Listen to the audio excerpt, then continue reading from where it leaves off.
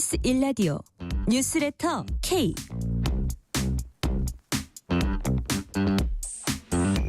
안녕하세요. 뉴스레터 K 진행하는 전종철입니다. 한덕수 대통령 권한대행이 대국민 담화를 통해서 여야가 합의안을 제출할 때까지 헌법재판관 임명을 보류하겠다고 밝혔습니다. 민주당은 한덕수 권한대행에 대한 탄핵소추안을 발의하고 국회 본회의에 보고했습니다. 표결은 내일 이루어질 것으로 보입니다. 공수처가 윤석열 대통령에게 3차 소환 요구를 했습니다. 29일 오전 10시까지 나오라고 했습니다. 주요 정치 현안들 정치 토크 코너에서 자세히 짚어봅니다. 프란치스코 교황은 성탄절 메시지를 통해서 우크라이나와 중동을 비롯한 세계 각지의 분쟁을 끝내라면서 대화와 협상을 촉구했습니다. 박현도 서강대 유로메나 연구소 교수와 함께 2024년 분열과 갈등의 지구촌을 되돌아보는 시간 마련했습니다. 문자샵 9730, 짧은 문자 50원, 긴 문자는 100원, 어플리케이션 콩으로 보내시면 무료입니다. 유튜브 KBS 1라디오 계정 채팅으로도 얘기 나누실 수 있습니다. 문자 보내주시면 추첨을 통해서 커피 쿠폰 보내드릴 테니까요. 여러분의 이야기도 많이 들려주세요. 뉴스레터 K 지금부터 시작합니다.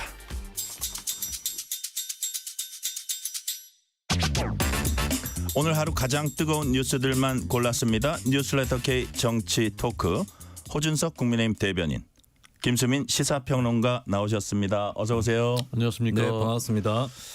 자, 한덕수 권한대행이 헌법재판관 임명을 보류했습니다. 한덕수 권한대행의 긴급 대국민 담화 내용 직접 들어보시겠습니다.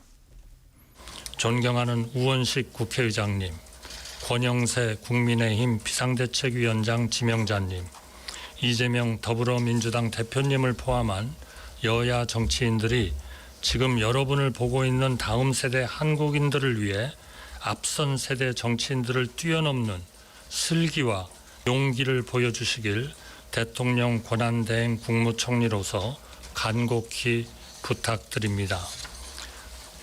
여야가 합의하여 안을 제출하실 때까지 저는 헌법재판관 임명을 보류하겠습니다. 여야가 합의하여 안을 제출하시면 즉시 헌법재판관을 임명하겠습니다. 자, 김수민 평론가님. 지금까지 합의 안 한 헌법재판관은 지금까지 없었다. 여야가 합의할 때까지는 보류하고 합의하면 즉각 헌법재판관 임명하겠다. 한대행의 발언 어떤 뜻입니까? 양쪽에서 다 해줘야 할 수 있겠다. 뭐 이런 의미가 아닌가 싶은데 이거는 헌법과 법률을 정확히 해석한 결과가 아니라 또 하나의 굉장히 정치적인 고도의 정치적인 판단에 불과하다라고 밖에 저는 볼 수밖에 없을 것 같아요. 왜냐하면 헌법재판소 재판관 9명 중에 3명은 국회 추천도 아니고 헌법에 뭐라 나와 있냐면 국회 선출에 따라서 이루어지는 거고 대통령은 여기서 최종 임명을 하는 이유는 이 헌법재판소 재판관에 대해서 그러니까 독립적인 기구의 구성원이다라는 취지에서 예를 들면 대통령의 감사원장이나 뭐 대법원장이나 여기에 대해서도 임명을 하듯이 그래서 대통령이 9명에 대해서 전원 임명권을 가질 뿐이지 국회에서 추천한 사람에 대해서 뭐 결정권을 갖고 있거나 선택권을 갖고 있는 게 아니라는 겁니다. 이런 국회 선출권의 취지에 따라서 그냥 임명을 해야 되는 그런 조항인데 이것을 여야 간의 쟁점으로 보고 헌법과 법률에 따른 집행마저도 여야 합의를 하라고 하는 정무적인 판단에 불과하다고 봅니다. 네. 호준석 대변인님, 네. 사실상 민주당 요구를 이제 거부한 것으로 이제 해석될 수 있는데 오늘 대국민 담화 어떻게 보셨습니까? 요점이 뭐라고 보십니까? 지금 나라는 매우 이제 혼란스럽고 또 국민들은 불안해하시고 그래서 이제 이 법적인 문제는 사법기관의 판단에 맡겨놓고 국정은 안정시키고 여야가 협력할 것을 협력하고 하는 것을 국민들이 바라고 계실 것이라고 생각합니다. 그런데 시끄럽지 않게 그냥 좀 힘센 쪽이 하자는 대로 하지 뭐 이렇게 하기에는 우리나라는 헌법과 법률에 따라서 이제 운영되는 법치 국가인 것이고 이것이 더 중요한 앞으로도 역사적인 선례가 되는 것인데 그런 점을 고려하지 않을 수 없었다고 생각합니다. 단순한 지연이나 이런 게 아니다. 네네. 한덕수 대행이 무슨 앞으로의 정치적인 욕심이나 야심이 있겠습니까? 지금까지 여야가 합의한 적이 없는 헌법재판관이 임명된 적이 없었고 황교안 대행 때도 똑같은 일들이 있었는데 결국 그때도 박근혜 대통령 파면 이후에야 비로소 한 명을 임명했었던 그런 그 선례가 있는 것이고요. 더군다나 이번에는 국회 선출 권한이 있는 것이 맞죠. 그렇지만 이번에는 매우 특수한 상황인 것입니다. 국회가 검사 역할하는 헌법재판에 네. 국회가 소추 기관인데 국회가 판사를 임명하는 것과 같은 이제 그것이 되는 것이거든요. 그렇기 때문에 거기에서 여야의 합의 정신이 있어야 이 판사가 임명된 판사들, 이 사법기관 헌법재판소가 내려진 결정에 대해서도 국민들이 납득하고 수긍할 수가 있다는 그런 측면이 있는 것이거든요. 근데 사실은 야당이 그동안 헌법재판관 3명을 지금까지 왜 지연됐습니까? 왜 그랬습니까? 방송통신위원회를 그냥 식물 상태로 두기 위해서 일부러 지연한 것이지 않습니까? 그리고 3명은 지금까지의 관례가 여당 1명, 야당 1명, 그리고 여야 합의 1명 이렇게 추천을 해왔었던 것이 지금까지의 합의였는데 이번에는 자신들이 다수당이니까 무조건 2명 해야 된다라고 우기다가 지금까지 못하고 있었던 것이지 않습니까? 근데 이제 와서 무조건 빨리 해라. 무조건 그 3명 빨리 해야 된다라고 하는 것은 결국 당리 당략 때문인 것이지 않습니까? 그러니까 한덕수 대행이 법안 거부권, 위헌적인 법안 거부권 행사했을 때는 왜 하느냐? 그 대행이 그걸 왜 하느냐라고 주장하다가 이것에 대해서는 또 정반대의 태도를 보이고 있거든요. 네. 그래서 한덕수 대행이 지금 안 하겠다는 게 아니지 않습니까? 여야가 합의해서 임명할 수 있도록 해달라라는 것이기 때문에 여야가 이 문제에 대해서 빨리 머리를 맞대면 된다고 생각합니다. 김수민 평론가님, 네. 그러니까 오늘 한덕수 대행의 말의 그 핵심은 여야 합의해 와라 뭐 이건데 합의 관련해서 이런 얘기도 했습니다. 조금 더 포괄적으로 보면 대통령의 중대한 고유 권한을 불가피하게 행사해야 할 경우 여야 합의에 따르는 것이 헌정사의 관례다. 헌법재판관도 여야 합의 없이 임명된 전례가 없다. 네. 라고 하면서 이게 막 어느 한쪽에 그 힘이 센 쪽에 국회의회 내에서 힘이 센 쪽에 어떤 한쪽의 일방적인 이런 진행은 좀 문제가 있지 않느냐. 네. 어떻게 보세요? 제가 한덕수 총리한테 여쭙고 싶은 것은 여야 합의의 기준은 무엇인가? 국회의원 300명 전원의 찬성인 겁니까? 그런 걸로 어떻게 합의의 선을 정하는 것인가? 헌법과 법률에도 여야 간의 합의해서 정한다 이런 건 없습니다. 국회에서 선출한다고 돼 있는 것이고 이것은 기본적으로 해석하기로는 의결 정족수 과반이 되면 선출을 할 수 있는 거거든요. 만약에 3명의 국회 선출 재판관 중에 1명이 국민의힘에서 추천한 인사가 됐는데 그 인사마저 야권에서 이것은 받아들이지 않겠다. 3명 다 야권 단독으로 임명하겠다. 이렇게 되면 문제가 있는 거죠. 근데 이런 것들까지 다 배분을 해서 이미 국민의힘도 그 헌법재판관 후보자를 추천을 했고 그리고 예전까지 계속 민주당이 빨리 추천을 안 한다. 공석을 메우지 않는다라고 비판을 하지 않았습니까? 근데 지금 굉장히 많은 재판들이 또 올라가 있는데 이 상태에서 하지 않는다라고 버텨버리면 그러면 그것은 소수의 의견으로 지금 해야 될 일, 그것도 헌법재판관의 어떤 결정을 이끄는 일이 아니라 구성에 관련된 거거든요. 네네. 그래서 우원식 국회의장이 이런 얘기를 했어요. 지금 김수민 평론가님하고 같은 맥이 같은 것 같은데 네. 한덕수 대행이 헌법재판관 임명 거부하는 건 명분이 없다. 공색한 핑계다. 여야 논의 대상 아닌 임명 행위를 합의해달라는 건 국회 선출권 침해다. 그런 뜻인가요? 네, 그렇죠. 그리고 결국에 국회 선출입니다. 추천도 아니고 이게 잘못 알려져서 자꾸 추천이라는 말이 나오는데 추천은 각 당에서 추천을 하는 절차까지가 추천인 거고 3명을 확정짓는 건 선출이거든요. 이거는 대통령 권한대행이라면 더더욱이나 소극적이고 절제된 권한 행사를 한다고 했을 때는 컨베이어 벨트 그냥 흘러가는 대로 놔두고 검증만 해서 그냥 통과시켜야 되는 일인데 이걸 멈춰 세우는 것이야말로 월권이다. 이렇게밖에 해석을 할 수 없을 것 같습니다. 자, 호준석 대변인, 우원식 의장 얘기도 그렇고 우리 김수민 평론가님 얘기도 그렇고 국회 선출권 침해다. 이 부분에 대해서 어떻게 보세요? 근데 저는 헌법재판관이 6명이라고 해서 탄핵이 인용될 것이 안 된다거나 뭐 9명이라고 해서 결과가 뭐 많이 달라진다거나 그렇게 생각하지 않습니다. 어느 쪽이 유리하고 불리하고 이런 문제 그 예단할 수도 없는 거고요. 그렇게 따질 문제가 아닌 것입니다. 다만 법의 정신을 따져보고 여야가 서로 논의할 수 있는 부분 논의하면 된다고 생각하고요. 여야정 협의체를 왜 만들었습니까? 이런 문제들 논의하고 앞서 지금 거부권 행사된 그 특검 법안도 여전히 그 현안으로 걸려 있지 않습니까? 거기서 위헌 소지를 걷어내면 그거 받아들일 수 있다는 입장인 것. 저희 당의 많은 구성원들도 그런 문제를 논의하라고 만든 것이고요. 한덕수 총리의 그 요청도 그런 데 있을 것이라고 생각합니다. 그렇게 논의하면 되는 것이고요. 네. 국회가 과반이면 무조건 다 통과시키면 된다라고 하면 국회에서 그럼 선거만 한 다음에 국회의원 선거한 다음에 과반인 당 마음대로 하면 되는 거지 국회를 왜 엽니까? 국회를 왜 구성하겠습니까? 그 안에서 논의하고 토의하고 하라고 국회 여는 거 아닙니까? 그런데 그냥 무작정 일방 독주 무조건 폭주하고 그냥 탄핵 중독 이렇게 하다가 여기까지 이른 것 아닙니까? 네. 민주당은 한덕수 권한대행 탄핵 소추안 오늘 발의했고 국회 본회의도 보고했습니다. 내일 본회의에서 표결할 방침입니다. 자, 민주당 어떤 주장을 오늘 강하게 했냐면 한덕수 대행이 계엄 전에 사전 보고 받은 게 확인됐다 하면서 탄핵 이유를 강조했습니다. 박찬대 민주당 원내대표 얘기 여기서 들어보시겠습니다. 권한 대행이 아니라 내란 대행임을 인정한 담화였습니다. 가장 적극적인 권한 행사인 거부권 행사를 해놓고 가장 형식적인 권한 행사인 헌법재판관 임명을 거부한다는 궤변을 늘어놓았습니다. 오늘 김용현 전 국방부 장관 측은 12.3 비상계엄 건의를 하기 전에 한덕수 총리에게 사전 보고를 했다고 실토했습니다. 한덕수 총리는 12.3 내란 사태의 핵심 주요 임무 종사자임이 분명해졌습니다. 윤석열 탄핵 이후 보여왔던 이해할 수 없는 행동들의 원인이 무엇이었는지도 분명해졌습니다. 자, 김수민 평론가님. 사전 보고했다. 이게 사전 보고 시점이 언제인지 모르겠어요. 네. 했다는 게 크게 중요하다고 보세요.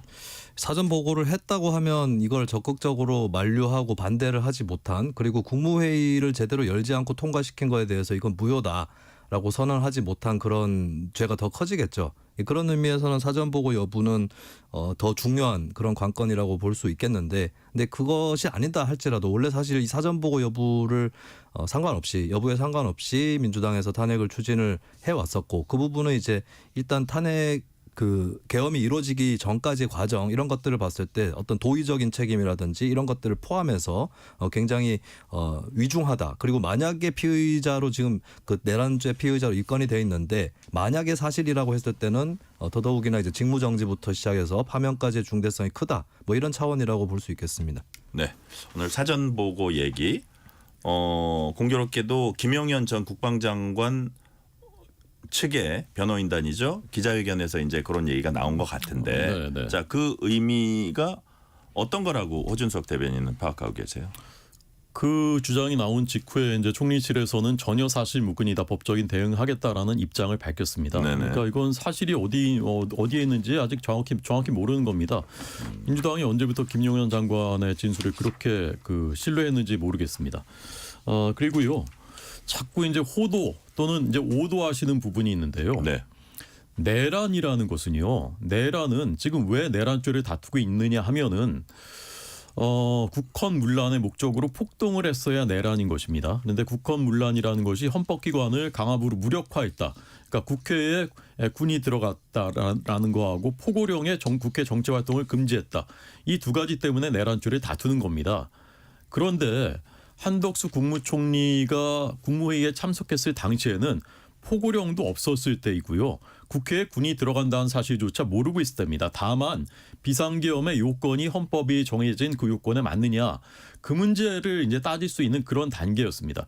한덕수 대행이 거기서 심의만 할 수 있는 것인데 거기서 막지 못했다라는 정치적인 책임은 있다고 하더라도 내란과는 아무런 상관이 없는 것이에요. 근데 민주당은 무조건 국민의힘 또는 당시 정부는 죄다 지금 내란 잔당이라고 지목, 그냥 이건 그냥 점령군이에요.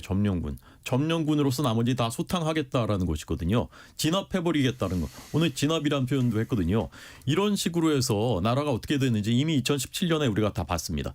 똑같은 그 전철에 밟아서는 안 된다고 생각합니다. 권성동 국민의힘 원내대표는 연쇄 탄핵의 결과는 국정초토화다. 거기엔 동의하십니까? 다시 한번요. 권성동 원내대표가 이런 말했어요. 연쇄 탄핵의 결과는 국정초토화일 뿐이다. 무정부 상태 되는 것 아닙니까? 지금 국제사회가 다 지켜보고 있지 않습니까? 네. 그래도 비상계엄령이 선포됐는데도 대한민국이 법치질서를 빨리 회복하고 정상 시스템이 가동되는구나라고 생각하고 있었는데 네네. 이제 거대 야당이 그 시스템을 다 무너뜨리겠다는 것이지 않습니까? 권한대행까지 탄핵시키고 그다음 권한대행도 탄핵시킬지 모릅니다. 국무회의마저 무력화시키겠다는 원내 대변인 말까지 나왔습니다. 무정부 상태를 만들고 자신들의 집권에 유리하면 뭐든지 하겠다라고 하면 이제 국제사회는 이게 더 이상 안정적으로 움직이지 않을 수 있겠구나라는 판단을 하게 될 것이고요. 이것이 당장 환율을 비롯해서 모든 분야에 영향을 미치게 될 겁니다. 자, 김수민 평론가님, 한덕수 권한대행 탄핵소추안이 가결되면은 최상목 경제부총리가 권한대행을 맡게 되잖아요. 그 네. 순번에 따라서. 자, 만약 최 부총리가 만약에 권한대행을 맡은 상황에서 헌법재판관 임명을 일단 뭐 보류한다거나 하면은 민주당의 그다음 수순 또다시 탄핵이라고 전망을 하십니까? 어떻습니까? 저는 왜 이게 자꾸 쟁점이 되는지 모르겠는데 헌법과 법률에 따라서 임명을 하면 됩니다. 예, 그 말씀 아까 드렸던 거고 당연히 임명을 해야 되는 문제다라고 하는 거고 오히려 이제 그 국무위원들도 명심을 해야 될 것이 이런 문제로 쓸데없이 시간을 끌 필요 없는 것이다라는 점을 좀 분명히 인식을 하고 그냥 그러니까 임명을 하면 민주당 되는 입장에서는 거예요. 이거는 지연작전일 뿐이다. 지금 하는 네. 거는 예를 들어서 조금 더 뭐라 그럴까 그 두 명인 본래의 의미대로 한 명씩 한다든지 그분들의 어떤 정치적인 어떤 발언이나 이런 것도 좀 섬세히 살펴본다든지 이런 것들은 다 의미가 없는 겁니까 지금? 한꺼번에 탄핵을 해야 된다는 뜻인가요? 아니요 그게 아니라 네. 예를 들어서 뭐 헌법재판관 임명과 관련해서도 지금 2대1이잖아요. 네네. 근데 그 부분도 다시 한번 논의를 해본다든지 아니면 지금 이렇게 그 추천돼가지고 선출될 분들 있잖아요.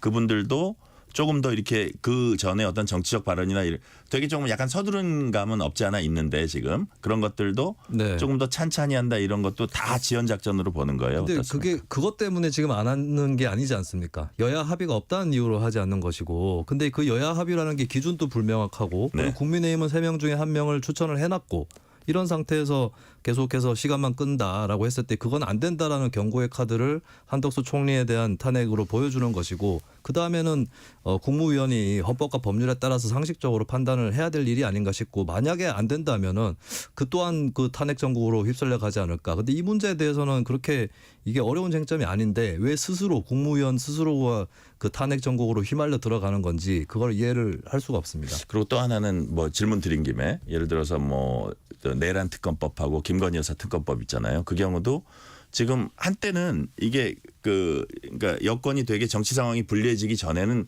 그 내용이 좀 여권에서 되게 비판하는 부분들이 많이 빠졌다는 거예요. 근데 어느새 그런 내용들도 대상도 많아지고 엄청나게 여권에서 위헌적 소지가 있다는 것들도 더 네. 많이 들어왔다는 거거든요. 근데 그런 것들을 과감히 빼고 너희들 이것도 안 받을래? 이런 식의 얘기는 하면 안 됩니까? 왜 그게 그 의미가 없다고 보는 근데 겁니까? 이게 특검법이랑 헌법재판소 재판관 임명이 다른 게 특검법은 뭐 만부양부해서 한덕수 총리가 여야 간의 합의가 좀 있었으면 한다. 왜냐하면 재의결을 할 경우도 3분의 2 이상의 찬성이 필요하기 때문에 네. 이미 3분의 2의 찬성을 넘어버리면 총리 입장에서도 거부권 행사할 이유는 없는 거니까요. 이런 것들은 뭐 여야 합의를 주문을 해볼 수도 있다고 봐요. 근데 헌법재판소 재판관은 이미 헌법과 법률에 따라서 다 진행이 되는 그런 부분입니다. 네. 그러니까 사실 법안 거부권의 경우는 총리가 사실 거부권을 행사를 해버리면 이게 위헌이다 위법이다라고 얘기하기는 어렵습니다. 그런 차원에서는 이 두 문제는 별도의 문제다라고 하는 다르다. 거고, 제가 또 나가서 지적을 하고 싶은 거는 법안 거부권 행사는 된다면서 헌법재판관 임명은 안 된다. 라고 얘기하는 것은 마치 아빠가 아들한테 자전거 사달라고 부탁을 받은 다음에 내가 돈이 없어서 못 사주겠다 해놓고는 자기는 새 차 뽑는 거예요. 법안 거부권이 더 큰 권한인데 그거는 행사해도 되고 헌법재판소 재판관 선출된 것을 임명하는 건 안 된다. 이건 앞뒤 모순입니다. 자, 호준석 대변인님. 네네. 국민의힘은 헌법재판관 임명 동의안이 국회 통과한 즉시에 헌재 권한쟁의 심판 청구하겠다 이렇게 밝힌 바 있습니다. 그 권한쟁의 심판 이 대목에서 청구한 이유가 뭘까요? 그래서 오늘 조금 전에 이제 권성동 그 원내대표 입장은 권한쟁의 심판은 청구하지 않겠다. 왜냐하면 권한 대행에게는 임명권이 없다고 보기 때문이다라는 입장을 밝혔습니다. 이제 그 원내대표의 그 논리는 이런 겁니다. 대통령에게는 국가 원수와 행정부 수반으로서 이제 두 가지 지위가 있는데 네. 대법관과 헌법재판관 임명은 국가 원수로서의 권한이다. 그리고 법안 거부와 장관 임명은 행정부 수반으로서의 권한이다. 그래서 후자는 할 수가 있지만 전자는 할 수가 없다. 이제 그런 입장. 그래서 권한쟁의 심판 안 하겠다라고 밝혔고요. 그랬어요? 예. 네. 예. 저는 야당이 헌법재판관 임명해라라고 주장하는 것은 주장할 수 있다고 생각합니다. 야당 입장에선 뭐 당리당략이고 뭐 그걸 떠나서 주장할 수는 있습니다. 다만 그것을 임명하지 않는다고 해서 권한대행을 탄핵 소추하겠다. 이거는 정말 이른바 줄탄핵도 예고된다. 네, 그거는 정말 국가는 전혀 생각하지 않는다는 게 첫 번째 그 목적이 정말 그 태도가 너무나 나쁜 거고요. 두 번째는요. 비상계엄 선포는 대통령의 권한이라고 하는데 네. 왜 윤석열 대통령이 헌법 심판을 받는 겁니까? 비상계엄의 요건에 해당하지 않는데 그 권한을 썼다는 점 때문에 그 점을 다투기 위해서 헌법 심판을 받는 것이지 않습니까? 그런데 탄핵 똑같습니다. 탄핵은 국회의 권한이라고 하지만 요건이 있는 겁니다. 할 수 있는 때만 해야 되는 것이에요. 중대한 헌법과 법률의 위반이 있을 때만 탄핵을 해야 되는 겁니다. 그런데 무려 28건을 윤석열 정부에서 탄핵 발의를 했습니다. 탄핵안을. 그리고 이번에는 그나마 지금 국가를 지탱하고 있는 권한 대행마저 탄핵 심판, 탄핵 소추를 한다고 하는데 어떤 중대한 헌법과 법률 위반이 있다고 또 탄핵 소추를 한다는 겁니까? 자, 권한대행의 어떤 법률 위반, 헌법 위반이 뭐냐라고 이제 말씀하셨는데, 자, 한덕수 권한대행 탄핵소추 기준선일까요? 충족 요건 가지고도 지금 여야 간 입장차가 선명합니다. 200명이냐, 151명이냐. 자, 야당의 논리는 어떤 겁니까, 김수민 평론가님? 뭐 야당의 논리는 151명 네. 총리 탄핵선이다라고 하는 거고, 제가 무슨 야당하고 뭐 의견이 똑같아서 얘기를 드리는 게 네네네. 아니라 이건 상식적으로 봐도 151명이라고 봅니다. 그러니까 헌법재판소에서 발간한 주석서에 200석이 기준이다라고 나와 있는데, 사실 헌재에서도 입장을 밝혔는데 이게 헌재 공식 입장이 아니다라고 얘기를 했고, 헌법 주석서라는 게 굉장히 두껍거든요. 권수론 한 4권 정도까지 나와 있는데 이게 파트별로 나눠가지고 전문가들이 쓰는데, 그걸 쓰신 분 한 분이 자기 어떤 물론 전문가로서의 견해라는 건 존중을 하겠지만 그런 견해로 이제 200석이다라고 얘기를 하셨고, 그분은 이제 대통령 권한대행 시절에 했던 일에 대해서는 200석 이상이다. 다만 총리 시절에 했던 일에 대해서는 151석이 기준이다. 이렇게 풀이를 하셨어요. 입법조사처도 비슷한 얘기 있었던 것 같은데. 입법조사처는 이제 각계의 의견들을 많이 이제 취합을 해서 얘기를 예. 했는데, 그러니까 입법조사처에서도 결국에는 뭐 최소한도로 얘기를 한 건데, 네. 151석인 기준으로는 이제 총리 시절에 일은 탄핵할 수 있다 이렇게 네. 됐습니다. 그런데 제가 좀 지적을 하고 싶은 게, 헌법이나 법률을 해석을 할 때는 1차적으로 문헌 해석이 먼저고요. 네. 이 글자 그대로 이게 무슨 뜻인가를 해석해야 되고, 두 번째는 전체 법 체계와 헌정 질서에 따라서 해석을 해야 됩니다. 근데 우리나라 헌법 어디에도, 우리나라 정부조직법 어디에도 대통령 권한대행이라는 직책은 없습니다. 대통령직 승계 제도가 없을 뿐더러 대통령 권한대행이라는 직책도 없는 것이고, 국무총리로서 권한대행을 하는 거거든요. 국무총리입니다. 궁극적으로. 그 국무총리의 권한은 누가 또 대행하느냐, 그것도 없습니다. 왜 권한대행이라고 부르죠? 그건 국무총리라고 그냥 저는 부르지. 언론도 잘못했다고 봐요. 1차적으로 국무총리라고 불러야 됩니다. 권한대행이라는 직책이 헌법과 법률상에 정해진 게 없어요. 이런 상황에서 그러면 총리로서 지금 권한대행을 하는 거거든요. 한덕수 총리가 총리에서 권한대행으로 승격된 것이 아닙니다. 총리 자리를 지키고 있는 거예요. 그렇다면 권한대행으로서의 한 일도 총리가 한 일로 봐야 되는 것이고, 그렇다면 헌법재판소 그 탄핵의 기준은 당연히 총리 탄핵 기준인 제적의원의 과반이다. 예, 이게 상식적인 해석이라고 봅니다. 언론이 쓰는 풀네임도 대통령 권한대행 국무총리 이런 용어를 쓰긴 쓰거든요. 지금 호준석 대변인은 우리 김수민 평론가님의 어떤 주장에 대해서 어떻게 평가하십니까? 그러니까 헌법에 대통령의 권한에 대행한다 하니까 권한 대행이라고 쓰는 것이죠. 네. 이 얘기는요. 이 논리 싸움은 해도 끝이 나지 않을 겁니다. 양쪽이 나름대로의 논리가 있어요. 그리고 해석도 다 다릅니다. 좀 전에 말씀하신 그 헌법 주석서에는 네. 또 그렇게 돼 있고, 이 국회 입법조사처도 어떨 때는 이렇게 얘기했다, 어떨 때는 또 이렇게 얘기합니다. 오늘 그 김은혜 의원실에 보낸 답변서에는 또 그 기존의 입장을 뒤집었어요. 정해진 게 없다. 그 어제까지는 이제 민주당 입장에 동조하는 것처럼 이게 보도가 됐었거든요. 네. 근데 오늘은 또 그렇지 않다. 정해진 게 없다. 이렇게 뒤집었습니다. 또 국회 전문위원회 보고서에는 200명이라고 돼 있고요. 그러니까 해석하기 따라서 다른 겁니다. 누구도 지금 심판이 없어요. 정하기가 어려워요. 근데 우원식 국회의장은 자기가 정하겠다는 거거든요. 정해서 결정할 테니까 보라고 네, 이제 이런 취지로 얘기했어요. 네, 자기가 심판인 것처럼 얘기를 했는데 국회의장이 그걸 정할 수 있다는 것도 어느 헌법이나 법률에도 나와 있지 않습니다. 그러니까 이걸 정할 수 없는 건데 민주당이 자기 마음대로 하겠다는 거는 네. 그냥 초법적인 그 위치에 있겠다는 거죠. 그냥 힘으로 다 밀어붙이겠다는 것이거든요.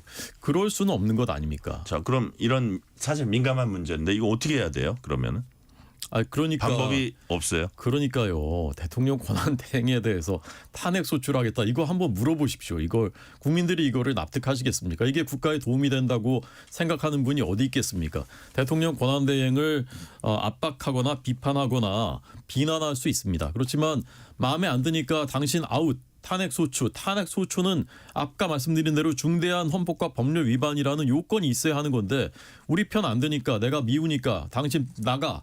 이렇게 할 수 있는 권한은 정청래 법사위원장이 당신 마음에 안 드니까 퇴장 이렇게 하는 게 똑같은 거예요. 자, 그러면 호준석 대변인 만약에 이제 우원식 그 국회의장이 의사봉을 쥐고 100 몇십 석으로 통과되었습니다. 방망이를 3번 두드렸어요. 네. 그럼 국민의힘은 어떻게 할 겁니까? 만약에 그런 상황이 벌어지면. 그 정말 대혼란일 겁니다. 그거는 아마 광장에도 아마 수많은 국민들이 또 쏟아져 나올 거고요. 양쪽에. 그럼 국가가 정말 양분될 겁니다. 국회에서도 마찬가지예요. 국민의힘은 그거 받아들일 수 없지 않습니까? 그럼 그다음에 어떻게 되겠습니까? 그다음에 일어나는 일들을 누가 책임질 것이며 그로 인한 국가의 피해 그리고 국민들 민생에 입히는 피해는 어떻게 하겠습니까? 이런 일을 정말 하시면 안 되는 거예요. 자, 호준석 대변인은 이건 혼란을 야기할 일이니까 좀 더 신중하게 보고 또 이렇게 잘 판단해야 된다고 했는데 여기에 네. 대해서는 김수민 평론가님 어떻게 보세요? 한덕수 권한대행이 애초부터 권한대행을 해서는 안 된다. 총리를 해서 탄핵이 됐었어야 한다. 내란의 문제, 불법 개헌의 문제에서 도의적 책임이 워낙 크다라고 네. 생각한 국민들이 상당히 많습니다. 그리고 오히려 민주당이 이거를 그대로 놔둔 것이 잘못됐다라는 국민들도 많은 거고요. 아마 아까 전에 여론조사 결과도 한번 나온 것 같은데 네. 탄핵이냐 아니냐 했을 땐 탄핵 찬성이 더 높을 것이다. 이건 찾아보면 나올 것이라고 보고요.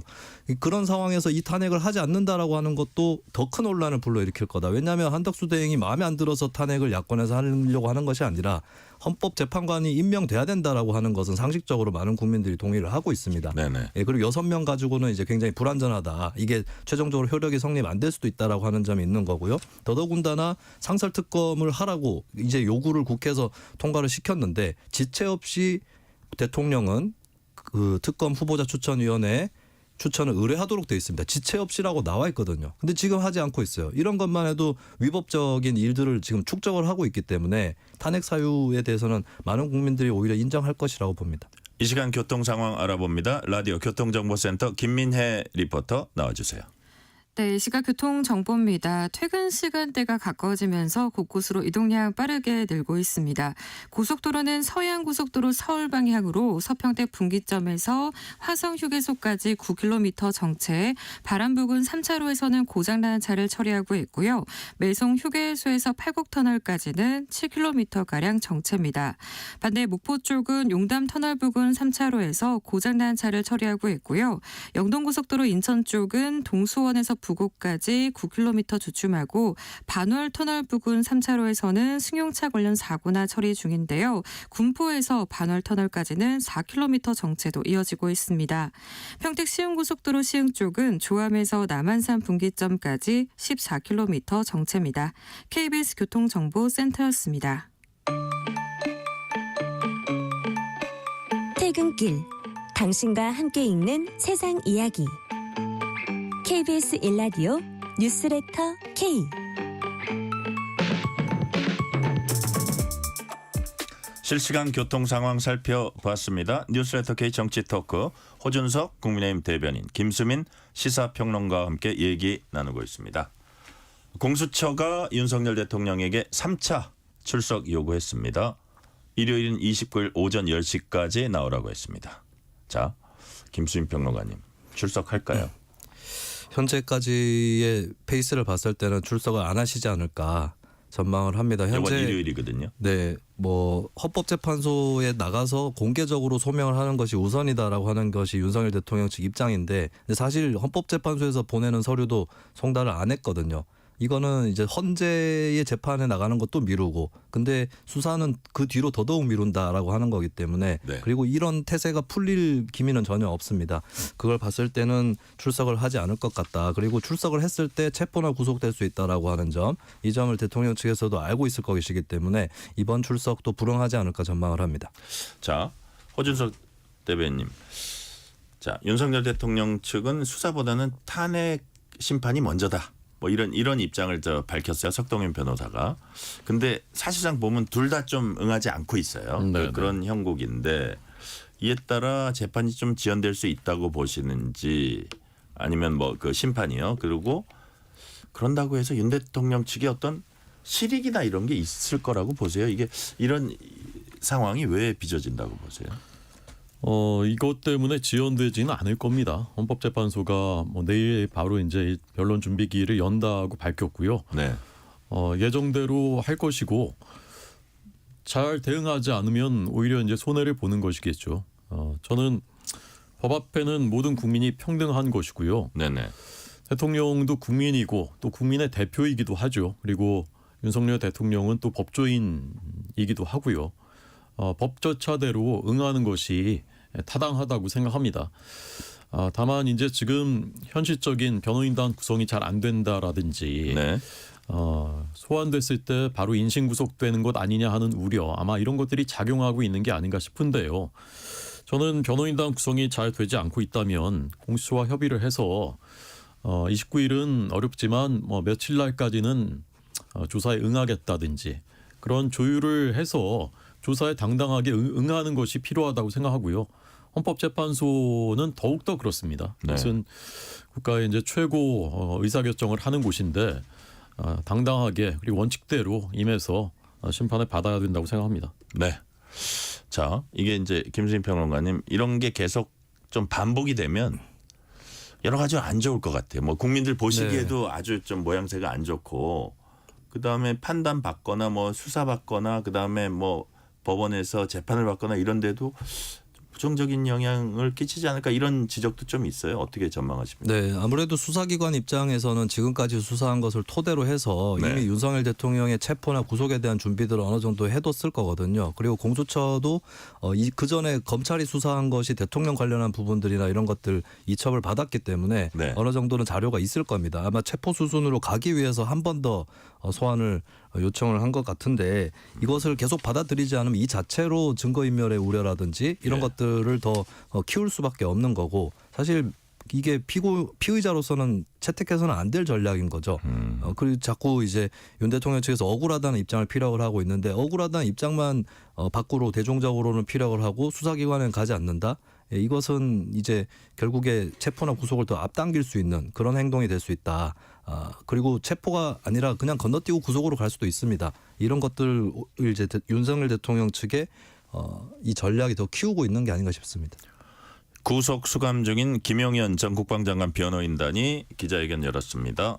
내란 혐의 이제 부인했는데, 이전 윤석열 대통령 대국민 담화 내용과 뭐 비슷한 측면이 있어요. 김수민 평론가님은 왜 이 기자회견 열었다고 보는지 어떻게 들으셨어요?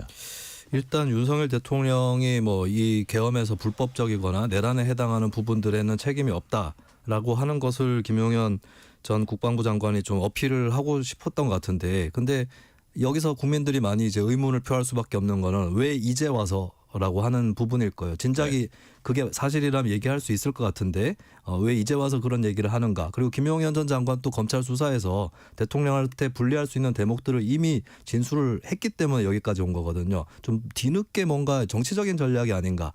사법적으로는 사실 김용현 전 장관 또 본인이 살 길을 찾아야 될 것이고, 윤 대통령이 한 것까지 자신이 뒤집어 쓸 생각은 전적으로 있지는 않을 겁니다. 그렇기 때문에 그 전략대로 가더라도 정치적으로 대중적으로는 윤 대통령하고 같은 편이어야 또 지지하는 대중들도 획득할 수 있고, 이런 것들 때문에 한 것이 아닌가. 네. 그렇게 보여집니다. 자, 근데 포고령 초안에 국민들의 통행 금지 내용이 있었지만 대통령이 이를 삭제했다. 이런 부분도 대통령을 좀 보호하려는 그런 건가요? 어떤 내용으로 보셨어요? 보호할 의도인지 예, 뭐 예. 그럴 것 같은데요. 근데 이거야말로 대통령이 더 공세에 몰리는 계기가 될 거라고 봐요. 왜냐하면 포고령의 제1항에 보면 국회 활동을 막는 부분이 나옵니다. 예. 이것 자체가 불법 겸이거든요.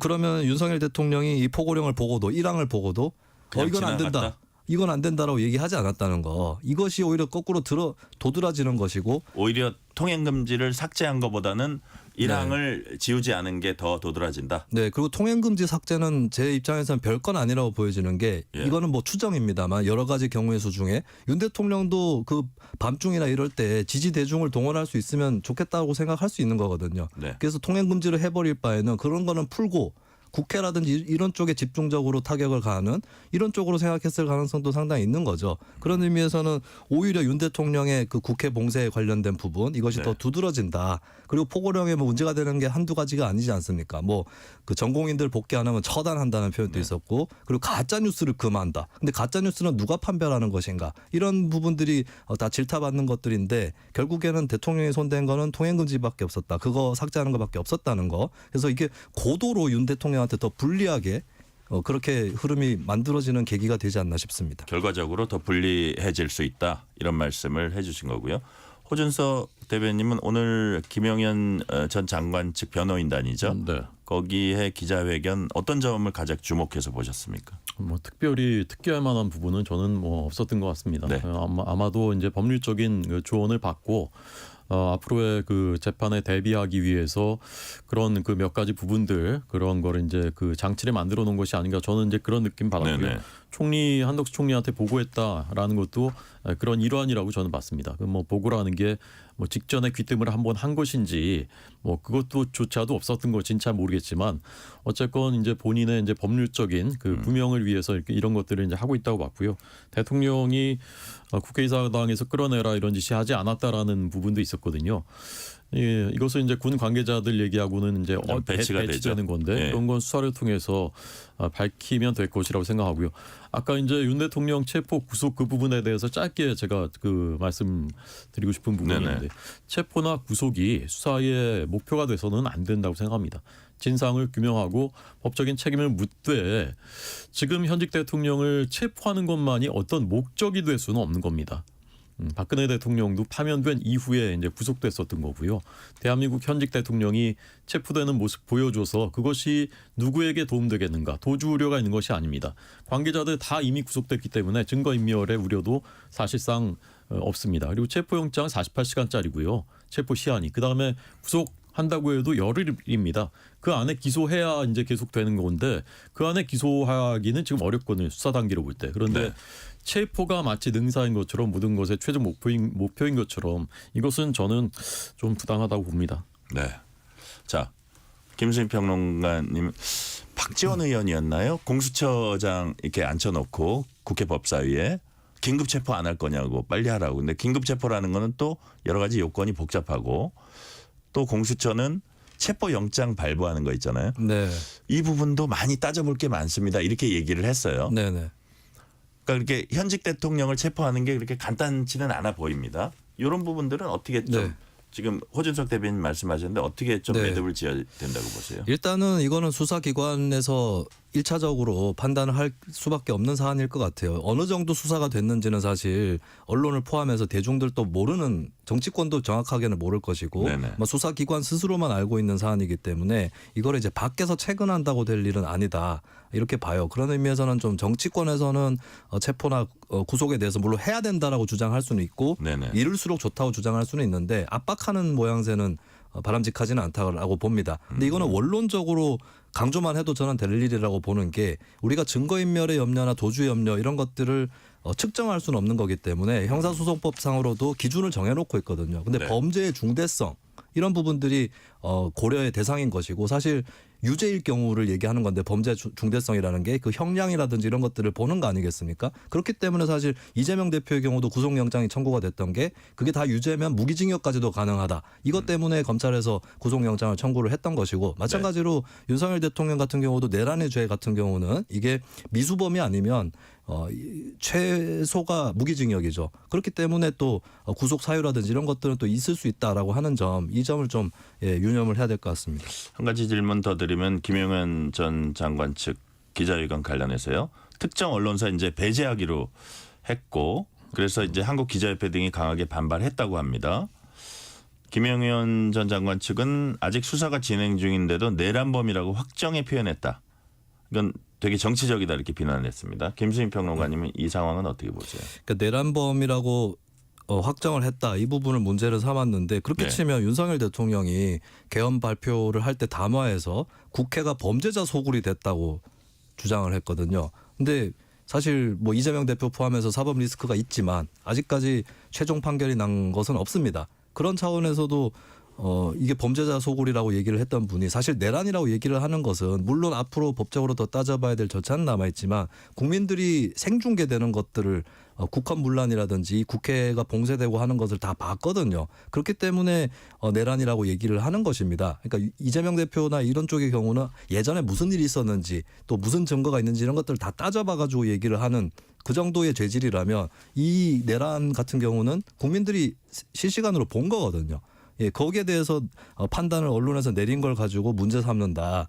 이것은 윤석열 대통령이 국회를 범죄자 집단이라고 얘기했던 거하고도 모순이다. 네. 이런 지적을 하고 싶습니다. 자, 30년 언론인 출신인 우리 호준석 대변인 네, 이 문제 어떻게 보세요? 아주 뭐 기본적인 그 무죄 추정의 원칙 뭐 이런 거 얘기하지 않더라도요. 네. 내란죄 형법에 규정돼 있는 내란죄 일부 또는 전부 우리 국토에서 국가 권력을 배제시키거나 네. 또는 국헌문란의 목적으로 폭동을 일으켰을 때 내란죄입니다. 근데 국가 권력 배제는 해당되지 않죠. 본인이 네. 대통령이니까요. 두 번째 이제 국헌문란이라는 것이 헌법기관을 무력화시키려고 했다. 그게 이제 국회에 해당하기 때문에 이 죄를 다투는 것인데 폭동을 일으켰느냐 이 부분은 뭐 논쟁의 소지가 굉장히 많습니다. 국회에 유리창 깨고 진입한 것은 맞지만 국회의사당으로 국회의원들이 들어가서 표결해서 해제시키는 것까지 아무런 강압이 행사되지 않았거든요. 사실은 이 부분은 앞으로도 법정에서 치열하게 다투어질 부분입니다. 그런데 무조건 내란이다 규정해버리고 윤석열 대통령이나 김용현 장관한테 그런 지금 혐의를 받고 있다라고 할 수는 있어요. 그렇지만 아무 이전 내용도조차 몰랐었던 나머지 자신들의 반대 세력 전체한테 내란 범이다, 내란 잔당이다, 다 진압해야 된다, 쓸어버려야 된다, 잔불 정리하겠다. 이게 공공연히 지금 하고 있는 얘기거든요. 그리고 아예 무정부 상태로 만들어버리겠다. 근데 같은 논리를 들이대면요. 민주당이 헌법기관인 행정부와 국무회의까지 강압으로 무력화시키려고 하는 것. 이거 국헌문란입니다. 강압적으로 하는 것이지 않습니까? 그러면 민주당한테도 당신들 다 내란범이야. 이렇게 하면 어떻게 말씀하시겠습니까? 우리가 헌법과 법률을 지키자고 현직 대통령도 헌법재판소의 법정에 세우는 겁니다. 그런데 헌법과 법률 다 무시하고 우리 편 아니면 다 내란 잔당, 내란범 이렇게 하면 굉장히 민주주의에 반하는 겁니다. 자, 여야정 협의체는 시작부터 삐걱거리고 있습니다. 오늘 예정된 첫 회의 무산됐습니다. 자, 국민의힘은 민주당이 한덕수 대행 탄핵을 무리하게 추진한 탓에 협의체 출범 불투명해졌다고 하고 민주당은 다른 입장입니다. 사실 어떻게 보면 김수민 평론가님 지금 이런 극단적 대치 상황에서 여야정 협의체가 제대로 되는 게 오히려 이상할 지경이에요. 지금 이거는 좀 네. 가슴 아픈 부분이에요. 민생 현안들이 많은데 어떻습니까? 네, 일단 뭐 이런 그 헌법재판관 임명이라든지 기본적인 게 막혀버렸기 때문에 예. 더더욱 대화가 안 될 수밖에 없는 거다라고 말씀을 드리고 저는 이 주요 책임이 한덕수 국무총리한테 있다고 봅니다. 왜냐하면 본인이 이 사실 집행이죠. 헌법재판관 임명이라는 게 정치적 결단이 아니라 집행입니다. 근데 이런 집행을 하지 않음으로써 네. 오히려 공을 여야 쪽으로 떠밀어 버렸고 근데 거기에 또 반발하는 야당은 더 반발을 하는 것이고 여당에서는 또 이걸 어느 정도 여유를 부려도 되는 그런 요소가 또 되기 때문에 합의를 할 필요성이 더 떨어지는 거죠. 그러니까 한덕수 총리도 잘 생각을 해보셔야 될 것이 본인의 행위 때문에 여야 합의가 더 안 이루어지고 있다. 그 기본적인 어떤 합의뿐만 아니라 대화 자체가 안 되게 만들고 있는 거거든요. 이 부분에 대해서는 굉장히 행정 경험을 오랫동안 하셨고 그러신 분이 이런 결과를 내다보지 못하고 그런 행동을 하는 것인가. 그리고 앞으로 본인이 더 적극적인 권한을 행사를 해야 될 수도 있는 것인데 이런 소극적이고 국회의 결정에 따라서 해야 될 이 선출 절차조차 이행하지 않는 이런 결단을 해버림으로써 앞으로 본인의 입지도 설령 탄핵이 안 된다고 할지라도 굉장히 공공해질 수밖에 없다. 다 같이 여야정이 마비되는 이런 현상을 저는 그 한덕수 총리가 중간에서 그 중심을 잡아주셔야 될 분이 직무를 망각했기 때문에 이런 결과가 왔다고 봅니다. 자, 호준석 대변인, 아울러서 민주당은 민생부터 챙기자면서 우선적으로 추경부터 논의하자는 얘기도 했어요. 이거 합해서 여야정 협의체 삐걱거리는 거, 이 상황은 어떻게 판단하십니까? 여야정 협의체 모든 국민들이 지금 바라고 있습니다. 네. 그리고 제일 큰 그 현안 과제인 지금 헌법재판관 임명이라든가 그다음에 특검 법안 문제 이런 거는 그냥 우리 말대로 무조건 하고 네. 그리고 나머지 모여서 그냥 작은 것들 한번 얘기해 보지. 그러면 그게 대화가 어떻게 되겠습니까? 일단 모입시다. 만나서 큰 거부터 한번 얘기를 나눠보고 그래서 접점을 찾아보고 이렇게 해야 되는 거죠. 그리고 예산은 이미 민주당이 일방적으로 다 삭감해서 자기들 마음대로 행정부의 권한까지 침탈해서 통과시켜 버렸지 않습니까? 그러고서 이제 와서 추경을 하자고 하는데 추경도 이제 뭐 경제 회복을 위해서 뭐 하자고 하는 게 늘 얘기했던 이재명 대표가 그 얘기했던 이제 민생 회복 지원금 현금 뿌리자 문재인 정부 때 하다가 다 망했었던 거지 않습니까? 그다음에 지역 상품권 이런 거 하자, 지역 화폐 이런 거 하자는 것이거든요.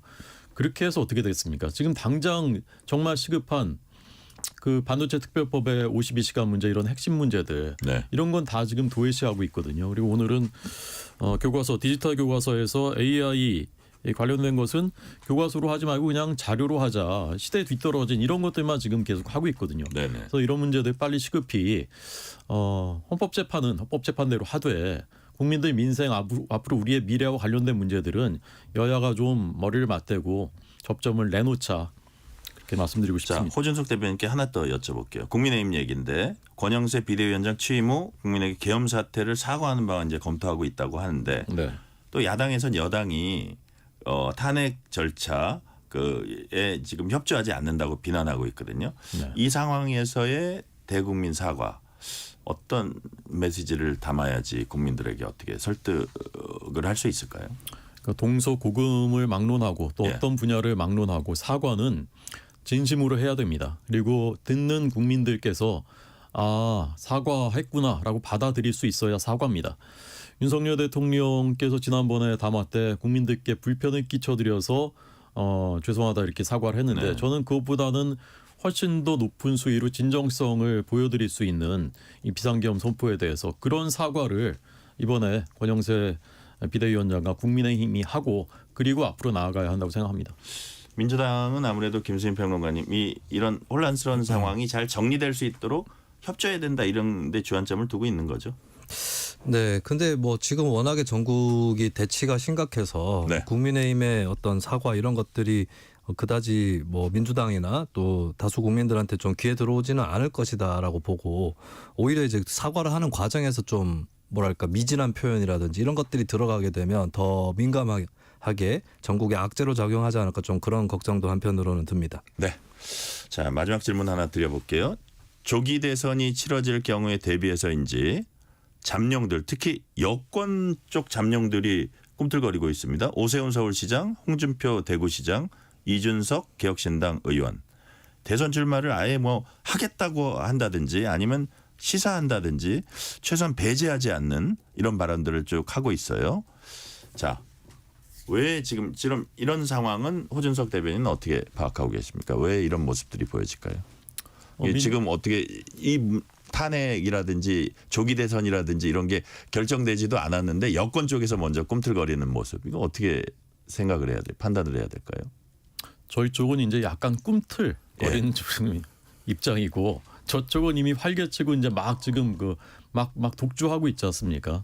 그런데 어쨌건 조기 대선 가능성이 있는 것이고요. 이것은 네. 우리나라 그리고 우리 국민, 우리 아이들의 미래에 매우 중요한 문제입니다. 네. 앞으로의 5년을 만약에 누가 담당해야 될지를 결정해야 된다면요. 이렇게 중요한 때. 그래서 조기 대선 논의 그리고 대권 도전에 대한 그런 그 언급, 움직임 이런 것은 저는 있는 것이 자연스럽다고 생각하고요. 국민들 다 이미 마음속으로 지금 생각하고 계십니다. 자, 국민들도 마음속으로 생각하고 있고 이거는 자연스러운 어떤 모습이다라고 말씀해 주셨고 김수민 평론가님은 이런 모습들 보면 어떻게 평가하십니까? 뭐 조기 대선을 가정해 볼 수 있다고 봐요. 네. 이거는 닥칠 수 있는 문제이기 때문에 미리 정치인이 얘기를 하고 국민들에게 메시지를 주는 것 자체는 뭐 저는 이상할 건 없다고 보는데 다만 탄핵이 기각될 거라고 생각하시는 정치인이 조기 대선 얘기하는 것은 좀 맞지 않지 않나. 대표적으로 홍준표 대구시장 네. 같은 경우 그런 것 같은데 그건 네. 앞뒤가 맞지 않습니까? 결국에는 무엄한 거 아닌가 여권 입장에서는. 아니 네, 탄핵에 반대하는 입장에서. 홍준표 네. 시장이라면 뭐라 그랬을까요? 자기의 이런 상황을. 내 마음이에요. 뭐 이렇게 생각만. 네, 뭐 말씀을 그렇게 하시진 않을 것 같고. 네. 네. 이런저런 경우를 다 생각해 보겠죠. 뭐 이렇게 얘기를 하시겠죠. 네. 그렇습니까? 자, 시간이 한 30초 남았는데 호준석 대변인께 네, 네.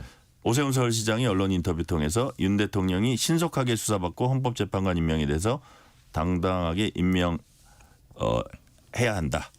오 시장 발언 어떻게 평가하십니까? 네, 그런 의견 가질 수 있다고 생각하고요. 그렇게 자연스러운 그 의견 개진과 토론이 이루어지는 것이 그래도 국민의힘에서는 가능한 일이다. 그리고 저희가 가진 그 강점이다, 장점이다. 홍준표 시장은 또 자기 마음대로 또 말씀하시잖아요. 그런 것이 저희의 힘이고요. 민주당에서는 볼 수 없는 모습이죠. 자, 여기까지 말씀 듣겠습니다. 호준석 국민의힘 대변인, 김수민 시사평론가였습니다. 말씀 감사합니다. 고맙습니다. 뉴스레터 K 1부 마치고 2부가 이어집니다.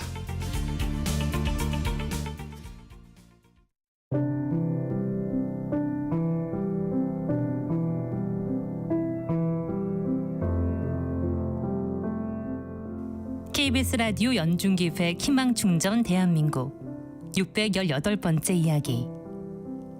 안녕하세요. 아나운서 장수연입니다.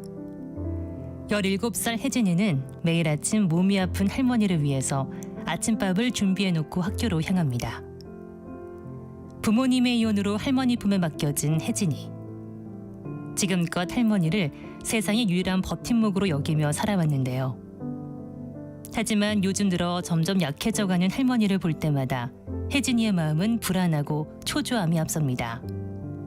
아이들을 가르치는 교사가 돼 할머니께 효도하고 싶지만 병간호와 학업을 병행하다 보니 성적이 생각만큼 나오지 않아서 걱정인데요. 학원도 다녀보고 싶지만 생계지원비 50여만 원이 전부인 지금 혜진이에겐 모든 것이 꿈일 뿐입니다. 오늘도 슬픈 마음을 감추고 할머니의 저린 손과 발을 주물러주는 혜진이. 할머니와 혜진이가 오랜 시간 함께할 수 있도록 여러분의 격려와 응원을 보내주세요.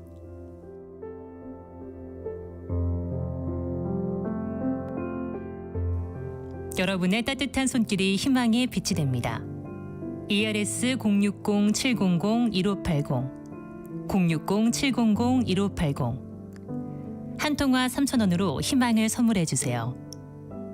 KBS 라디오 연중기획 희망충전 대한민국은 초록우산 어린이재단, 인탑스 주식회사, 그리고 청취자 여러분과 함께합니다. ERS 060-700-1580 한 통화 3,000원입니다.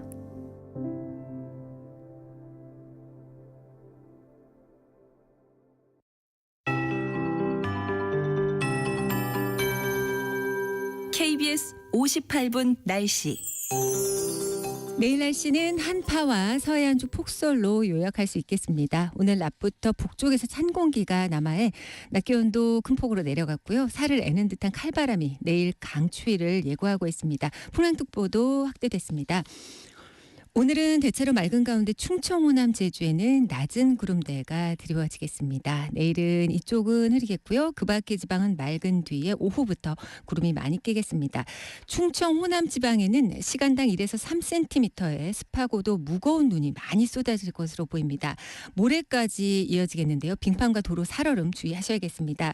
충남 내륙과 제주 산지로는 이틀간 3에서 10cm, 전북 지역은 무려 5에서 15cm 안팎의 눈이 예상 예상되고요. 경기 서해안 1cm, 영남과 대전 충북 등지에 최대 5cm의 눈이 쌓이겠습니다. 한편 강원 내륙 산지 일부 경기 북동부 등에 한파특보 발표됐습니다. 모레까지 아침 기온 이들 지역 영하 10도 이하, 일부 강원 산지 영하 15도 이하가 되겠습니다. 바람도 강해 체감온도는 더욱 낮겠습니다. 수도권 동파에도 유의하셔야겠습니다. 내일 아침 서울 영하 7도, 대관령 영하 15도 등으로 예상되고 서울은 1도에 머물겠습니다. 동해안과 산지 쪽 건조특보 발효 중입니다. 지금 서울의 기온 영하 1도입니다. 강혜종입니다.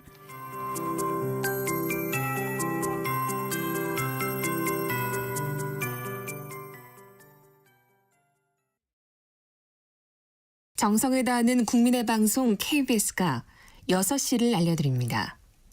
AM 711kHz, FM 97.3MHz, KBS 1라디오입니다. HLKA.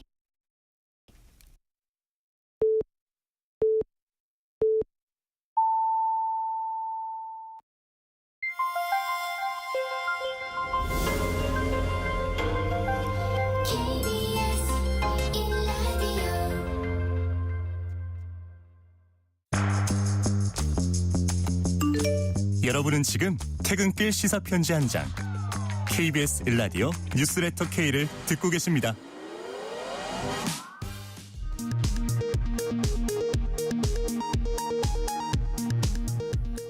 이 시각 라디오 정보센터 뉴스입니다. 여야가 추천한 헌법재판관 후보자 3명의 임명 동의안이 오늘 국회 본회의를 통과했습니다. 국민의힘은 표결에 불참하기로 했지만 결국 4명이 표결에 참여했습니다.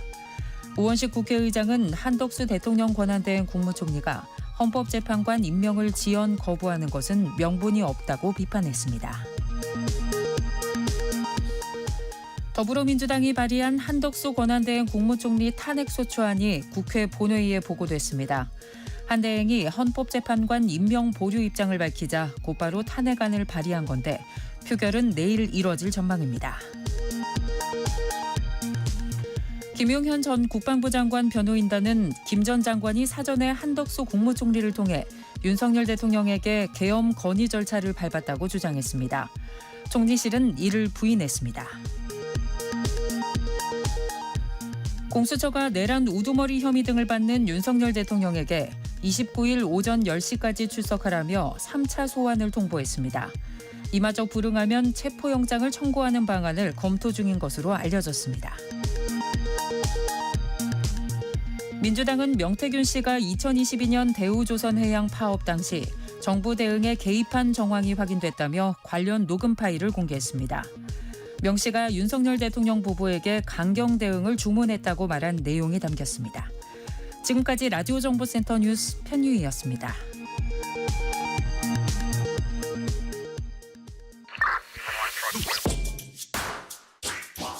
뉴스의 진수를 보여주는 인터뷰.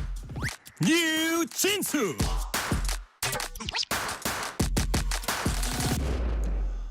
(2024년도) 이제 한 주도 채 남지 않았습니다. 연말이면 을에 쓰는 단어가 다사다난이지만 중동을 비롯한 지구촌 곳곳을 되돌아보면 참담하고 또 너무나도 어려운 곳이 많습니다. 박현도 서강대 유로메나 연구소 교수와 함께 분열과 갈등의 세계 2024년을 되돌아보는 시간 마련했습니다. 박현도 교수님 어서 오세요. 네, 안녕하십니까.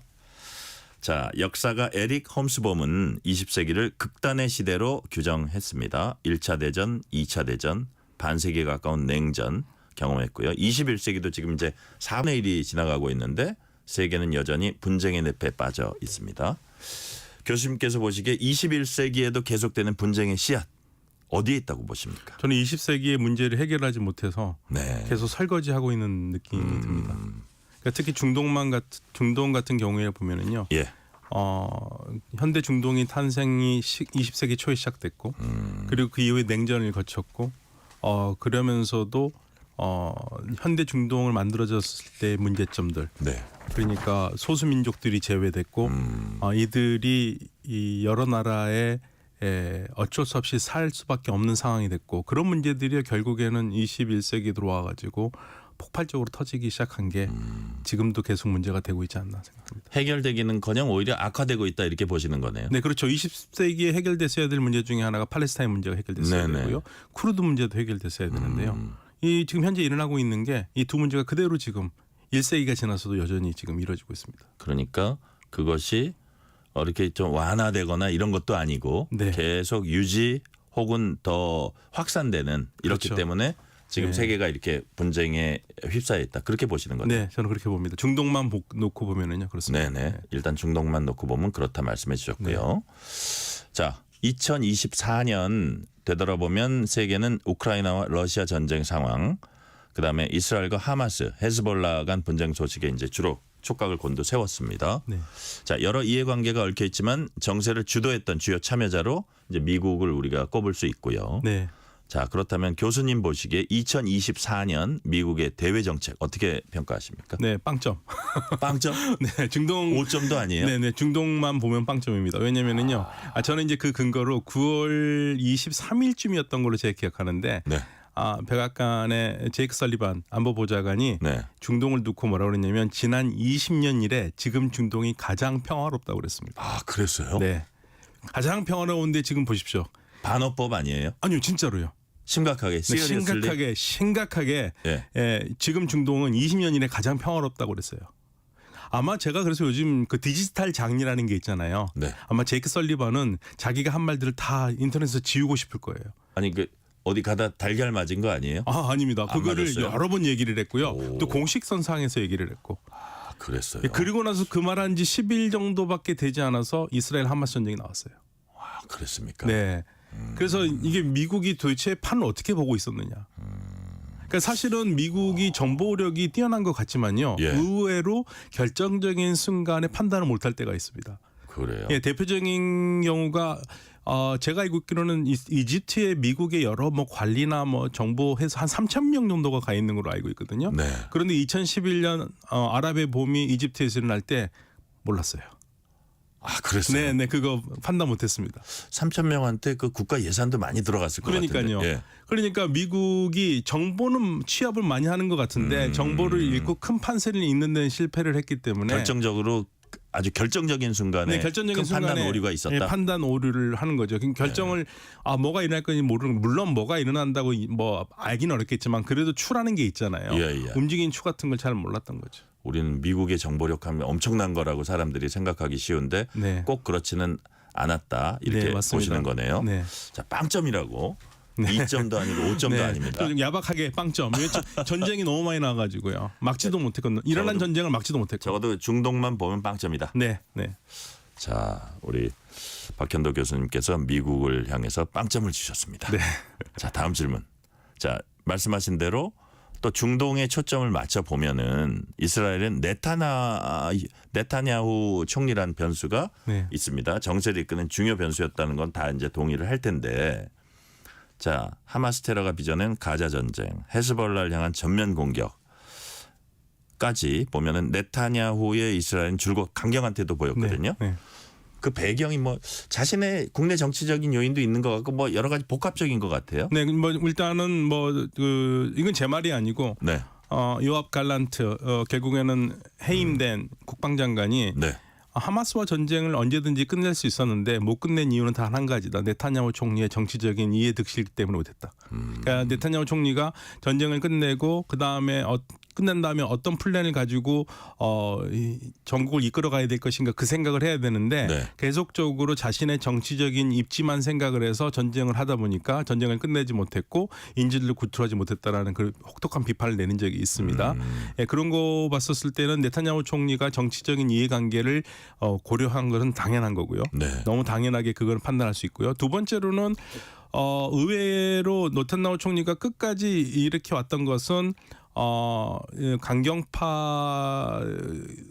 굉장히 강경한 장관이 두 명이 있거든요. 네. 연정이 무너지면 안 되니까 이 사람들의 의견을 맞춰줘야 되는데 그러다 보니까 전쟁을 계속 이끌어왔고 궁극적으로 보면은 7개의 전선이 열렸거든요. 10월 7일에 2024년 10월 7일에 전쟁이 나면서 이스라엘은 하마스와만 싸운 게 아니고 가자의 하마스, 요르단강 서안의 이슬람 지하드, 네.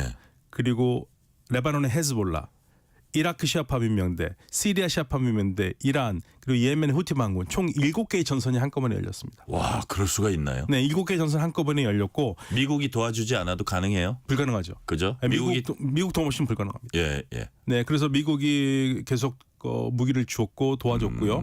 그러면서 7개 전선을 향해서 좀 뚝심이 있는 것도 있습니다. 예, 정리를 하겠다. 네. 예, 결국에는 근데 지금 상당히 네타냐후 총리가 욕을 많이 먹었지만 본인이 얘기한 새로운 중동 질서에 구축하는 데에서는 상당히 그림이 네타냐후 총리가 그린 그림 쪽으로 와 있어요. 아, 그래요? 예, 그래서 개인적인 정치적인 이해관계로 계속 전쟁을 한 거는 대단히 비난받아 마땅하죠. 왜냐면은 이스라엘 내에서는 두 부류의 비난이 굉장히 크거든요. 일단은 200명이 넘게 인질이 끌려갔잖아요. 그 가족들 속을 생각해 보십시오. 어떻겠습니까? 네. 지금 거의 450일째거든요. 그런데 지금 살아있는 사람들은 정확하게 얼마인지 모르겠는데요. 한 50명 정도는 살아있다는 얘기가 있어요. 빨리 협상을 해서 돌아오길 기대하겠죠. 네, 그 사람들은 지금 애가 타는 일이고요. 그리고 헤즈볼라 공격에 초토화가 된 마을에서 살다가 지금 피난 나온 사람들도 정부를 비판할 수밖에 없는 거고. 그런데 지금 상황은 네타냐후 총리가 올 9월달에 새로운 중동 지도를 그리겠다 하면서 네. 이란의 영향력이 빠지는 지도를 얘기했거든요. 그런데 지금 상당히 거기에 근접하게 가고 있어요. 네. 자, 그럼 제가 하나하나 좀 강론으로 말씀드리면 그동안 가자 지구 통치했던 하마스 이스라엘 공격을 일단 괴멸적 타격을 입은 것으로 보입니다. 네. 괴멸적이란 표현은 동의하지 않는 분도 있을 수 있는데, 자, 그렇다면 이스라엘이 가자 지구에서 철수하면 하마스가 다시 집권을 하게 되나요? 쉽지는 않을 것 같은데요. 예, 예. 그거를 못하게 하려고 하겠죠. 그러니까요. 예, 그걸 못하게 하려고 하는 것 같고.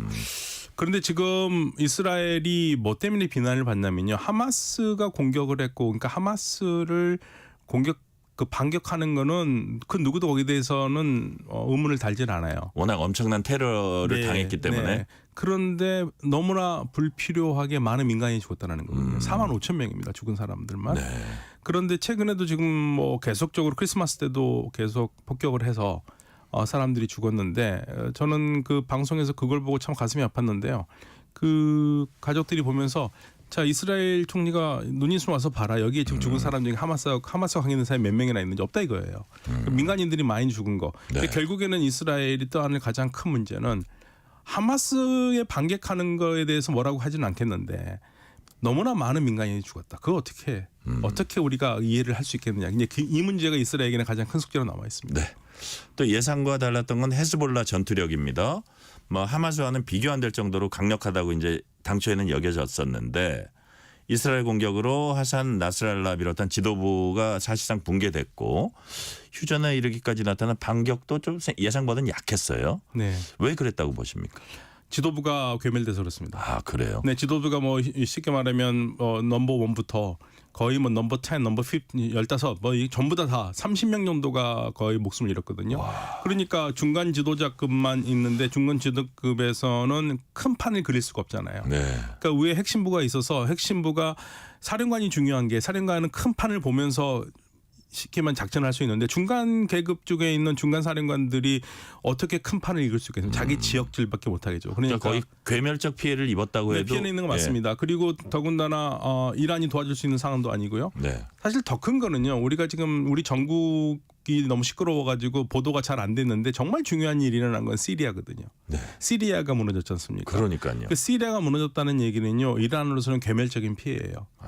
그러니까 이란이 더 이상 시리아에서 발붙일 수가 없습니다. 네네. 그러면 시리아를 이란이 발붙일 수가 없으면 시리아를 통해서만이 레바논으로 들어갈 수 있는데 네. 헤즈볼라로서는 치명적이죠. 시리아를 통해서 무기를 받을 수가 없어요. 예. 이렇게 되면 헤즈볼라는 거의 지금 자멸 상태입니다. 아, 그런 상황이에요. 네. 지금 이제 시리아 말씀하셨는데 시리아 알 아사드 정권이요. 네. 이렇게 어떻게 보면 정말 허무하게 이렇게 갑작스럽게 끝나게 된 배경이 뭡니까? 궁극적으로 너무 오랫동안 전쟁을 했고요. 예. 내전이 13년이고 13년 동안 버티는데 돈도 없고요. 예. 아무리 훌륭한 군인들이라 할지라도 13년 동안 월급도 제대로 못 받으면서 싸운다라는 거, 보급품도 제대로 없이 싸우긴 어려웠고 이미 사기가 떨어진 상태에서 혼자 싸울 수 있는 능력이 안 됐어요. 그러니까 그 동안에는 이란과 러시아가 뒷받침해 줬는데 거기가 이제 여력이 없으니까 거기도 여력도 없을 뿐더러요. 이 예. 나라도 도와주고 싶어도 예. 정작 싸워야 될 주인공이 사우르지가 많지 않으면 어떻게 도와줍니까? 사실 이 얘기를 합니다. 네. 러시아에서도 이 얘기를 하고요. 이란에서도 얘기하는데 도와주려 그러고 보니까 도와줘 봤자 할 것 같은 거예요. 네, 싸울 의지가 없는 거예요. 그러니까 사실은 반군들이 내려왔었을 때 튀르키예가 뒤를 봐주면서 반군들이 내려왔었을 때 그렇게 쉽게 이길 수 있었던 가장 큰 이유는 정부군은 30만이고 반군은 15,000명이었어요. 네. 그런데 왜 졌느냐? 총 한 발 쏘지 않고 내려올 수 있었다는 얘기예요. 전의를 상실했다. 그러니까 거의 이거를 어떻게 얘기하냐면요. 비판하는 쪽에서는 이건 거의 쿠데타다. 군인들이 싸우지는 않고 무기를 다 내줬으니까. 그러니까요. 네, 일종의 쿠데타다. 예. 그리고 거기에 또 네탄야후 총리가 뭐 과장되게 얘기를 하겠지만 이스라엘의 영향력도 얘기하지 않을 수 없습니다. 이스라엘이요. 이스라엘은 그런 얘기를 하면서 했습니다. 반군한테 결국 반군이 정부군을 이길 거잖아요. 네. 그럼 무기고를 다 가질 거 아닙니까 반군이. 그러면 이 무기들을 반군이 갖게 돼서 어떤 짓을 할지 모르니까 이스라엘이 그 무기고를 전부 다 폭격을 했어요. 예. 그 정부군이 쓸 수 있는 무기도 없었던 겁니다. 그러니까 반군 그래서 이제 네탄야후 총리가 하는 말이 우리 때문에 이긴 줄 알아라 그런 말까지 했습니다. 그래요. 네. 자. 지금 이제 말씀하신 거하고 좀 연관되는 얘기인데 시리아인 악명 높은 테러 조직 IS 즉 이슬람 국가가 정했던 수도 라카가 있죠. 네네. 그죠? 자, 그래서 지금 지금 교수님 말씀 취지는 사실 싸울 힘도 없고 의지도 있고 스스로 무너졌다는 게 가장 중심되는 말씀이고. 네네. 자, 이스라엘 영향도 간접적으로 있고 그럼에도 불구하고 누가 마지막에 좀 붕괴시키는데 마지막 기여를 했냐 이 부분에 대해서는 아직 명확치가 않은가 봐요. 튀르키예입니다. 튀르키예요? 네, 튀르키예가 탄탄히 받쳐줬어요. 그래요. 그러니까 우리가 지금 시리아 정부가 좀 복잡한데요. 네네. 시리아는 정부군과 반군이 있었고요. 정부군은 딱 하나입니다. 정부군 하나고 그 정부군을 도운 거는 병력을 도운 거는 이란이고요. 공중전이나 이런 거 도운 것은 러시아가 도왔어요. 네. 자, 반군은요 셋으로 나눠져 있습니다. 자, 미국이 지원하는 쿠르드 반군이 있고요. 네. 그리고 튀르키예가 지원하는 시리아 국민군이 있어요. 그리고 시리아 국민군에 들어오지는 않았지만 튀르키예가 계속 도와줬던 극단주의자 HTS가 있습니다. 네네. 이들이 어느 정도로 튀르키예가 도와줬냐면요. 이들이 이드립이라는 그 주를 실질적으로 통치하고 있었거든요. 거기에서 쓰인 화폐가 튀르키예 화폐입니다. 그렇군요. 네. 그런데 이 튀르키예가 이들에게 야 우리가 지원하는 국민군으로 같이 편제하라 그러는데 편제해서 들어오지 않았고요. 네. 결국에는 이 친구들을 이용해 가지고 튀르키예가 뒤에서 서포트를 해서 이들이 결국에는 다마스커스까지 다 점령을 한 거거든요. 그렇게 된 거군요. 예, 그러니까 튀르키예가 진정한 이번 시리아 내전의 승자죠. 그렇다면 네. 시리아 독재 정권의 붕괴 앞으로 중동 정세에는 어떤 영향을 끼치게 될까요? 상당히 복잡한 영향입니다. 지금 사실은 모든 외국 전문가들 저도 궁금해서 모든 거 다 읽어봤는데요. 거기서 네네. 나오는 얘기는 딱 한 가지입니다. 지금 얘기하기는 어렵고 시간이 흘러야지만 이 그림이 나온다. 지금은 뭐라고 판단하기가 굉장히 어렵다. 다시 내전으로 들어갈 수도 있다. 네.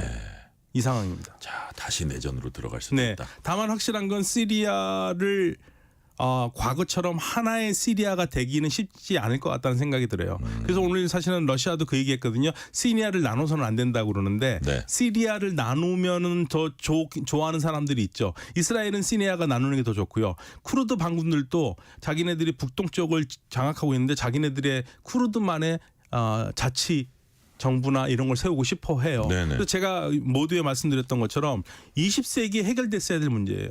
쿠르드인들이 참 불쌍한 사람들이거든요. 쿠르드인들이요 3천만 명입니다. 네. 3천만 명인데요. 튀르키예, 시리아, 이란, 이라크에 살아요. 네. 이들이 한 나라를 못 이뤘고 시리아에는 200몇 명이 있거든요. 그러니까 이들의 자치 정부라도 만들었으면 하는 게 이 쿠르드인들의 희망인데 그렇게 되면 여기를 지원하는 거는 지금 미국이 지원하고 있고요. 네네. 이스라엘도 쿠르드 독립국가를 지원하고 있어요. 당연히 튀르키예는 화를 내죠. 튀르키예는 도저히 있을 수 없는 일이다. 만약에 시리아에 쿠르드 독립국가가 세워진다면 네.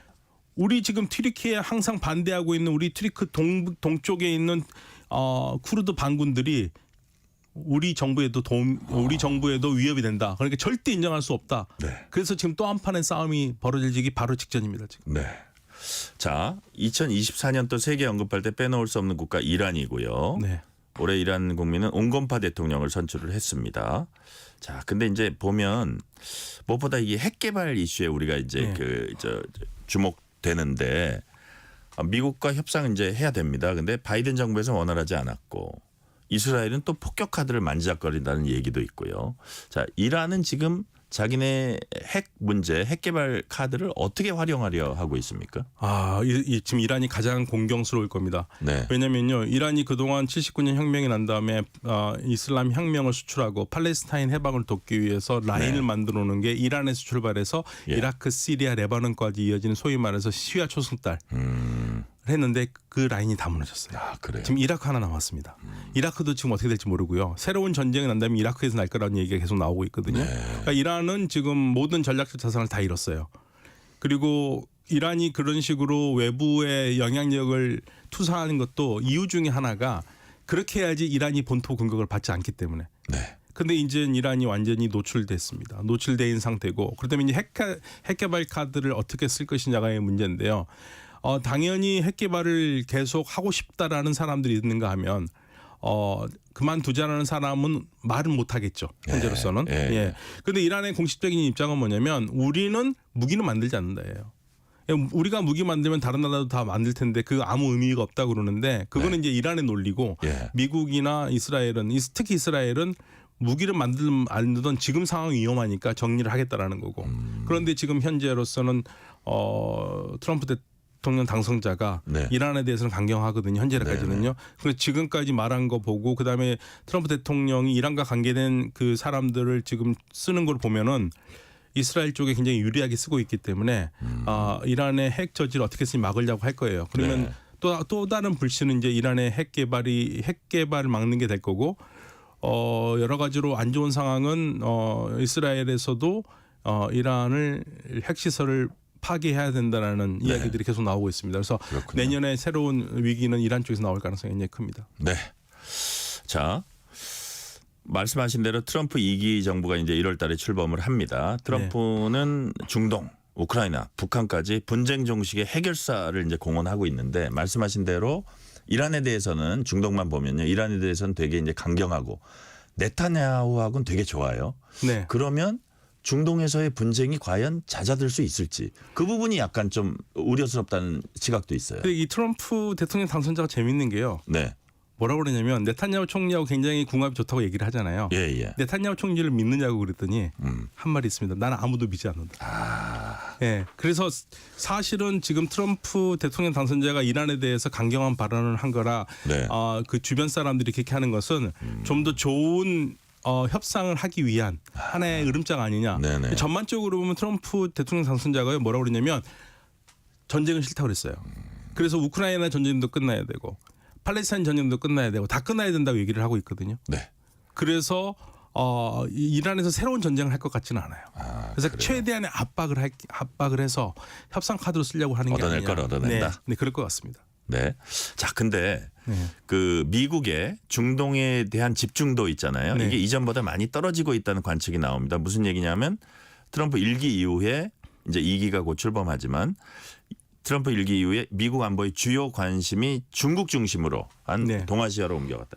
중국과의 대결에 모든 관심에 초점이 가다 보니까 중동의 비중이 좀 떨어진다. 이건 맞는 얘기입니까? 사실 우리가 제일 걱정입니다. 앞으로 이제 내년부터는 우리 쪽으로 문제가 옮겨올 것 같아요.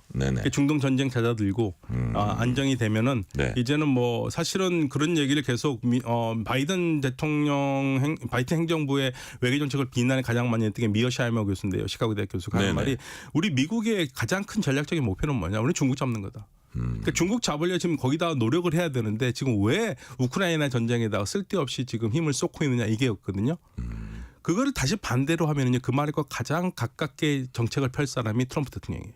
당선자예요. 트럼프 대통령 당선자는 러시아 문제를 해결하려고 하는 것도 집중하기 위해서거든요. 중국에 집중하기 위해서. 집중할 겁니다. 아마 중국의 기술 굴기 내려앉히고. 맞습니다. 그래서 러시아 우크라이나 전쟁도 빨리 정리를 하고 그리고 모든 역량을 중국에 압도하겠죠. 그렇게 되면 이제 저희 중동 친구들이 항상 하는 얘기 있습니다. 우리는 이제 미국이 별로 신경 안 쓰니까 우리는 괜찮은데 동아시아가 조금 시끄럽겠다 하는 얘기가 이게 실질적으로 내년부터는 우리한테 다가오는 거죠. 미국이 신경 안 쓴다는 게 자기들끼리 싸울 가능성보다는 오히려 분쟁 가능성은 중동에선 떨어진다는 이제 말씀인 그러니까 미국이 것 같아요. 더 이상 힘이나 이런 관심 안 가겠다는 거예요. 그러면 분쟁은 오히려 줄어들 거다. 네, 그러니까 미국은 왜 우리가 그런 분쟁에 끼어드냐 이거죠. 그러니까 시리아 문제도 보면은 만약에 이 민주당 정권이었으면 시리아 문제를 어떻게 개입하려고 그랬었는데 트럼프 대통령은 이런 말 해석했어요. 시리아 우리 문제 아니다. 시리아는 우리 미국의 문제가 아니다고 얘기를 하고 있거든요. 그러니까 복잡하게 그 끼어들지 않겠다. 해봤자 우리한테 돈 들어가는 것도 없고 우리가 투입만 많이 해야 되는 걸 왜 해야 되느냐. 심지어는요. 미국의 보스 탱크가 무슨 말을 하냐면 시리아의 해군 기지가 좋은 게 있습니다. 러시아가. 그거 미국이 해야 된다고 얘기를 하고 있어요. 트럼프 대통령이 계속 지금 트럼프 대통령 당선자한테 계속 지금 설득을 하고 있는데 지금 현재로서는 전혀 움직이지 않고 있어요. 자, 지금 박현도 교수님 말씀 듣다 보니까 그게 점점 우리의 얘기 같아요. 왜냐하면 우리가 맞습니다. 중국과 무역 관계도 그렇고 긴밀한데 이제 중국을 잡겠다고 미국이 어떻게 보면 덤벼듭니다. 지금 곧.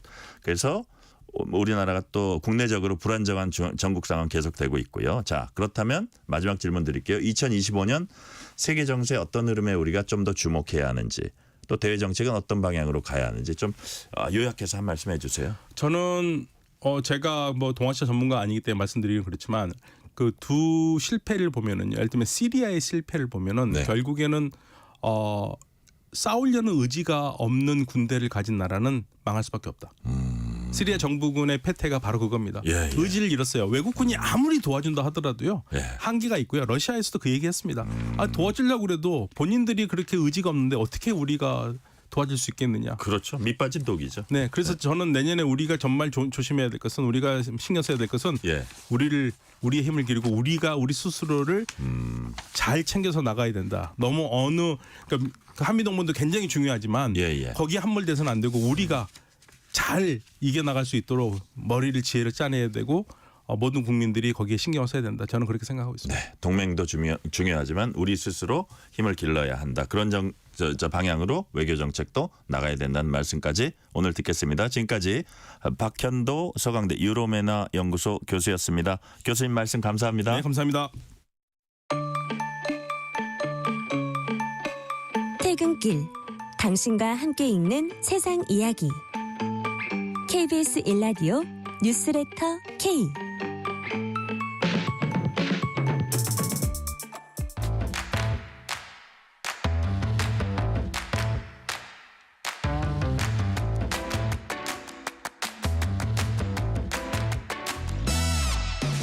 오늘 가장 뜨거운 뉴스, 화제의 소식 쏙쏙 골라서 전해드립니다. 뉴스레터 브리핑. 오늘은 김윤아 국민일보 기자 나오셨습니다. 김윤아 기자님 어서 오세요. 안녕하세요. 자, 대규모 사상자를 낸 가습기 살균제를 제조하고 판매한 혐의로 기소된 SK케미칼 그리고 애경산업 전 대표에 대한 대법원 판단이 오늘 나왔습니다. 2심에서 이제 실형이 선고됐었는데 대법원에서 뒤집혔어요? 네, 맞습니다. 그러니까 오늘 대법원이 홍지호 전 SK케미칼 대표 그리고 안용찬 전 애경산업 대표에게 원래 금고 4년을 선고했던 2심 판결을 뒤집었고요. 그래서 사건을 다시 서울 고법으로 돌려보냈습니다. 그러니까 두 사람은 업무상 과실치사 등의 혐의로 재판에 넘겨진 상태였는데 혐의를 말씀드리면요. 2002년부터 2011년까지 CMIT하고 MIT라는 독성 화학물질 성분으로 가습기 살균제를 만들고 판매했습니다.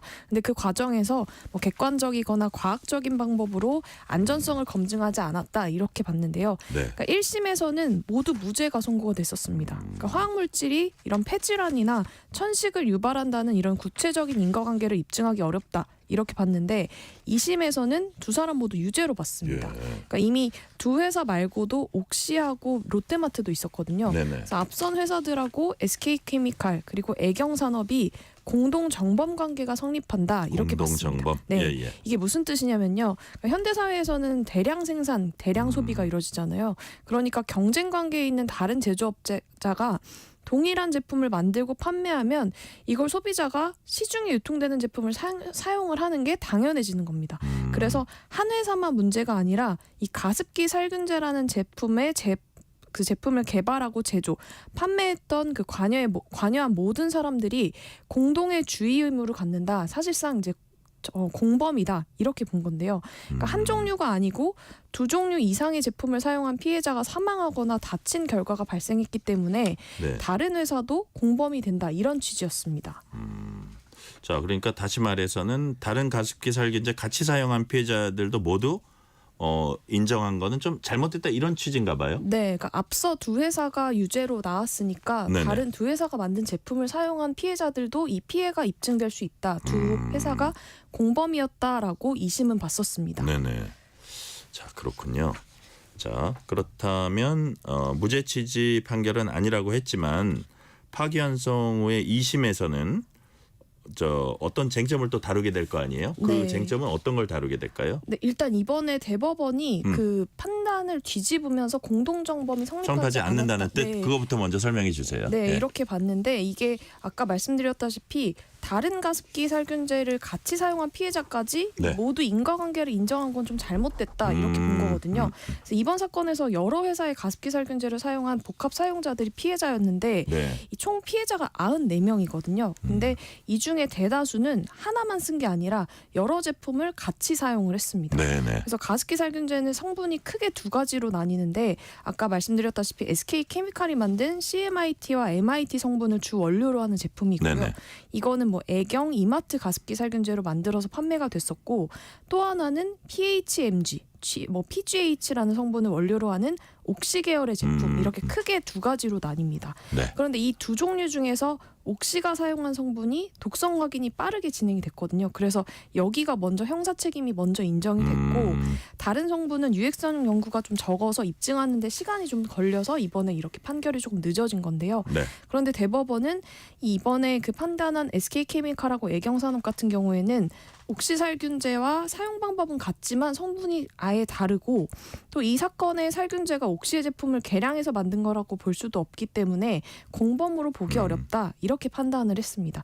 그래서 대법원은 아까 이제 2심에서는 현대사회에서는 다 이렇게 대량 생산을 하게 되면 결국 소비자들이 다 공통으로 소비를 하게 되니까 공범이 인정된다라고 말씀을 드렸는데 네. 이번에 대법원은 이걸 인정하게 되면 상품을 제조하고 판매하는 업자들에 대한 형사 책임의 범위가 너무 무한정 확장된다 이렇게 본 겁니다. 아, 그런 취지군요. 네. 자, 그렇다면 파기환송 후 2심에선 어떤 쟁점을 다투게 됩니까? 네, 각각의 성분 말고 이 2개 이상 사용했을 때 이 복합 사용자 피해자들, 피해자들의 사망 원인을 구체적으로 규명을 해야 합니다. 예. 그런데 문제가 공소시효인데요. 그러니까 대부분의 피해자들이 2010년에서 2011년 사이에 숨졌습니다. 그런데 업무상 과실치사죄의 공소시효가 7년이거든요. 네. 그래서 사실 2010년이라고 기준을 봤을 때는 공소시효가 이미 소멸이 된 상태죠. 그런데 검찰은 이 홍 전 대표와 안 전 대표를 2019년에 기소를 했습니다. 왜냐하면 공소시효가 아직 살아있다라고 봤던 건데 이게 공동정범으로 인정이 되는지가 그래서 중요해집니다. 왜냐하면 형사소송법에서 공범이 기소가 되면 공소시효가 정지가 되거든요. 그래서 시효가 만료되기 전에 이 검찰이 그 기소를 했던 건데 네. 지금 이번에 대법원은 공범이 아니라고 봤잖아요. 그래서 다시 공범이 아니다라는 고법의 판단이 다시 나오면 피해자 중에 일부는 이 시효가 소멸돼서 면소 판결이 선고될 가능성이 큽니다. 네.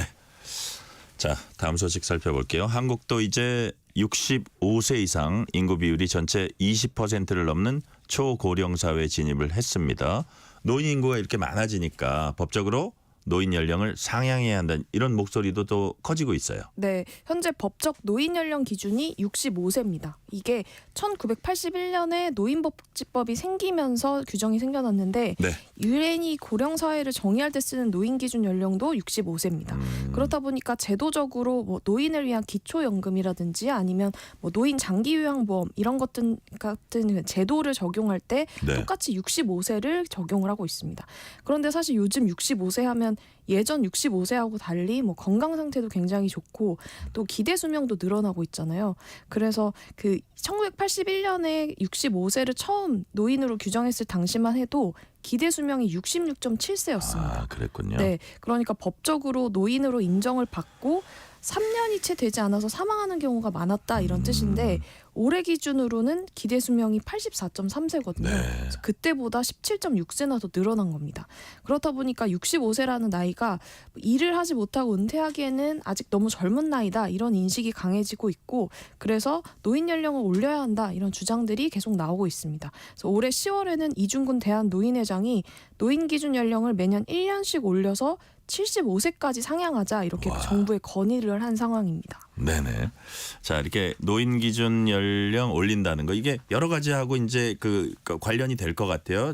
제가 가장 먼저 머리에 떠오르는 게 정년 연장 논의 이거하고 좀 연관이 되지 않을까요? 네, 맞습니다. 그러니까 노인 기준 연령이 높아지면 뭐 각종 연금을 받기 시작하는 나이도 올라갈 수 있습니다. 네. 그러니까 예를 들어서 국민연금 받기 시작하는 나이만 봐도 지금은 63세부터 받을 수 있는데 2033년에는 65세로 연장이 되거든요. 그래서 기초연금을 받는 나이도 상향해야 한다 이런 논의가 같이 이루어질 가능성이 크고요. 그렇게 되면 말씀하신 대로 은퇴를 해서 수입은 없는데 받아야 할 연금들은 늦게 받게 되니까 정년 연장 논의가 나올 수밖에 없습니다. 왜냐하면 그 차이만큼 소득 절벽이 나타날 수 있기 때문에 그렇게 되면은 뭐 노인 빈곤 문제 지금도 사실 OECD 중에서 우리가 제일 심각하거든요. 근데 앞으로 더 심각해질 수 있다 이런 우려가 나와서 노인 기준 연령만 올리지 말고 정년 연장에 대한 논의를 함께하자 뭐 이런 지적들도 나오고 있는 상황입니다. 네. 자. 노인 인구 늘어나면서 조부모가 아이 돌보는 조선가족 아동도 늘어나고 있습니다. 정부가 조선가족 아동에 대한 대책을 오늘 내놨죠. 네, 조부모가 돌보는 아동들 같은 경우에는 예를 들어서 조부모가 건강이 좋지 않아서 뭐 제대로 양육을 할 수 없거나 아니면 뭐 정보들 같은 것을 잘 모르기 때문에 아이들의 성장 지원을 제때 하지 못하는 경우들이 많습니다. 네. 그래서 정부가 오늘 사회관계 장관회의를 열어서 우선 조선가족 들을 좀 조기에 발굴을 하기로 했고요. 그래서 만약에 조부모가 건강이 나빠져서 아이들한테 뭐 위기 상황 같은 게 발생을 한다면 아이를 돌볼 사람이 사라지니까 뭐 일시 돌봄이나 활동 지원 같은 걸 추진한다는 계획입니다. 요즘에 가족 돌봄 아동이라고 해서 조부모를 대신 어린 아이들이 돌보는 그런 경우들도 있거든요. 그래서 이런 문제들이 없도록 지원을 하겠다라는 거고요. 또 지금 한부모 가족 복지 시설이라는 게 있는데 여기는 말 그대로 한부모만 입소를 했었는데 조선 가족도 입소를 할 수 있도록 이렇게 지원을 하기로 했습니다. 네, 환율 얘기 좀 해보겠습니다. 원달러 환율이 오늘 1,464원 80전으로 마감했습니다. 1,460원 넘은 거 이거 얼마만입니까? 네, 이게 2009년 이후 15년 만인데요. 네. 그러니까 금융위기 당시였던 2009년에 이게 1,488원을 기록했는데 이후 15년 9개월 만에 가장 높은 수준입니다. 그래서 어제는 성탄절 휴일이었고 이틀 만에 개장을 한 거였는데요. 장 초반만 해도 좀 내려서 거래가 되다가 오전 10시에 연중 최고점인 1,465원 50전까지 상승을 했고요. 잠시 진정세를 띄다가 다시 상승을 했습니다. 그래서 1,464원 80전에 마감을 한 상황인데요. 그러니까 아무래도 이렇게 환율이 계속 고공행진하는 게 내년에 미국이 기준금리 내릴 거다라고 예상되는 횟수가 4번에서 2번으로 줄어들었고요. 그렇게 되면서 달러 강세 압력이 좀 커지고 있기 때문입니다. 여기에 국내 정치 불안까지 더해지면서 외환시장의 원화 약세 분위기가 계속되고 있습니다. 네, 환율이 더 오를 수 있는 상황인데 한국은행은 내년 기준금리 더 낮추겠다고 이렇게 예고를 했고요. 이유가 뭡니까? 네, 지금 이유가 경기가 지금보다 더 안 좋을 가능성이 있으니까 이걸 회복시켜야 한다라는 겁니다. 그래서 사실 경기라는 게 뭐 건설 경기나 소상공인 경기 이런 것들이 살아나고 그래야지만 소비가 늘어나서 긍정적인 사이클이 만들어져야 되는데 지금은 그렇지가 않거든요. 고용도 위축되고 있고 투자도 위축되고 악순환이 반복되고 있습니다. 그래서 이런 부정적인 고리를 끊기 위해서라도 금리를 내려서 좀 경기를 살리겠다는 건데 문제는 환율입니다. 그래서 이게 기준금리를 낮추게 되면 해외 자본이 유출이 될 수 있으니까 환율이 오르게 되고요. 지금 1,500선을 넘는 것도 머지않았다. 이런 우려까지 나오는 상황입니다. 네, 오늘 말씀은 여기까지 듣겠습니다. 지금까지 국민일보 김윤아 기자였습니다. 자, 우리 김윤아 기자님 개인적 사정으로 당분간 방송 출연 안 하고 일단 오늘이 마지막 방송이었습니다. 그동안 아주 잘 정리해 주시고 이렇게 귀에 쏙쏙 들어오게 잘해 주셨는데 오늘 잠시 멈추는 그 소감 한 말씀 해주세요. 네, 이런 대한민국 대표 시사 프로그램에서 청취자들 만날 수 있어서 너무 영광이었고요. 저는 이제 출산을 앞두고 내년에 잠깐 떠나게 됐는데 새해에는 박수.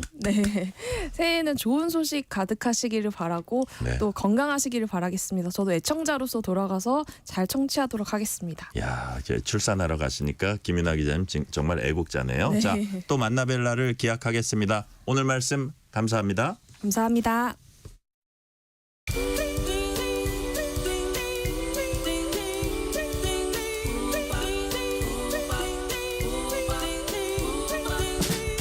오늘 하루 뉴스를 정리해주는 다정한 편지 한 통.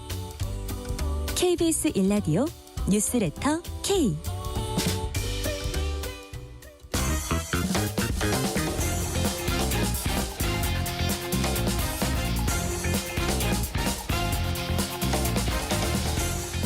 한 주의 스포츠 소식 모아서 전해드립니다. 스포츠는 완수. 이번 주 스포츠 뉴스 KBS 김한수 기자와 완수해보겠습니다. 김한수 기자 어서 오세요. 네, 안녕하세요. 제가 완수란 얘기 4번 한 거 아시죠? 네, 이러다 진짜 완수 못하면 완수 확실히 합시다 우리. 미수에 그치면 안 될 것 같습니다. 첫 소식으로 프로축구 K리그 사령탑들의 지각 변동이 이제 시작됐습니다. K리그 최다 우승팀이란 수식어 무색할 만큼 올 시즌 혼란에 혼란 거듭했던 전북이 그리스 대표팀 감독진은 우루과이 출신입니다. 포얏 감독 영임했죠. 네, 사실은 광주 FC에 있는 이정효 감독을 영입할 것이다. 또 아니면 제3의 감독을 물망에 두고 있다. 네. 설이 많았었는데 결국은 외국인 감독을 선택을 했습니다. 그 외국인 감독이 그리스 대표팀을 맡았었고 또 우리에게도 익숙한 토트넘하고 첼시에서 선수 생활도 했고 또 토트넘의 코치까지 영입한 코치로도 활약한 그 감독이기 때문에 아무래도 우리나라 정서하고도 잘 맞고 또 한때는 우리나라 대표팀 감독으로도 거론이 됐었어요. 아, 그랬군요. 예, 그러다 보니까 한국 축구에도 관심을 가지고 있고 이런 상황에서는 굉장히 적임이다. 딱 들어만다까지는 아니지만 적임이고 관심을 갖는 감독이다. 이렇게 평가하기는 충분할 것 같아요. 네네.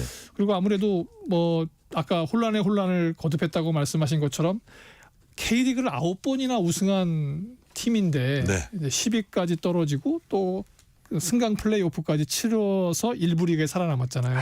강등 위기에서. 네, 그러다 보니까 정말 어느 팀보다 절실했을 것이고 새롭게 팀 칼라를 만들고 꾸리는데 좀 상징적인 감독을 찾았던 것 같아요. 그래서 대표팀 경력도 있고 또 모르잖아요. 홍명보 감독 이후에 또 외국인 대표팀을 선임할 때 전북이라는 팀을 잘 올려놓고 나면 또 대표팀 감독으로도 발탁될 수 있는 가능성도 있고 그래서 여러 수를 둔 것 같은데 아무래도 이제 가장 중요한 건 선수들이 얼마나 이 감독과 잘 융합하냐의 문제인 거죠. 감독의 축구 철학 되게 중요한데 그러다 보니까 그 지각 변동이 생긴 건 사실이에요. 아까 말씀드렸던 것처럼 광주 FC 이정호 감독이 전북을 맡지 않겠느냐라는 얘기가 있었는데 그대로 광주 FC에 잔류해서 아시아 챔피언스 리그에 집중하는 모습을 보일 것 같고 또 올해 감독상을 수상한 윤정호 감독이 떠나면서 강원이 돌풍을 일으켰거든요. 올 시즌 준우승을 만들어낸 팀인데 그 정경호 수석 코치가 감독으로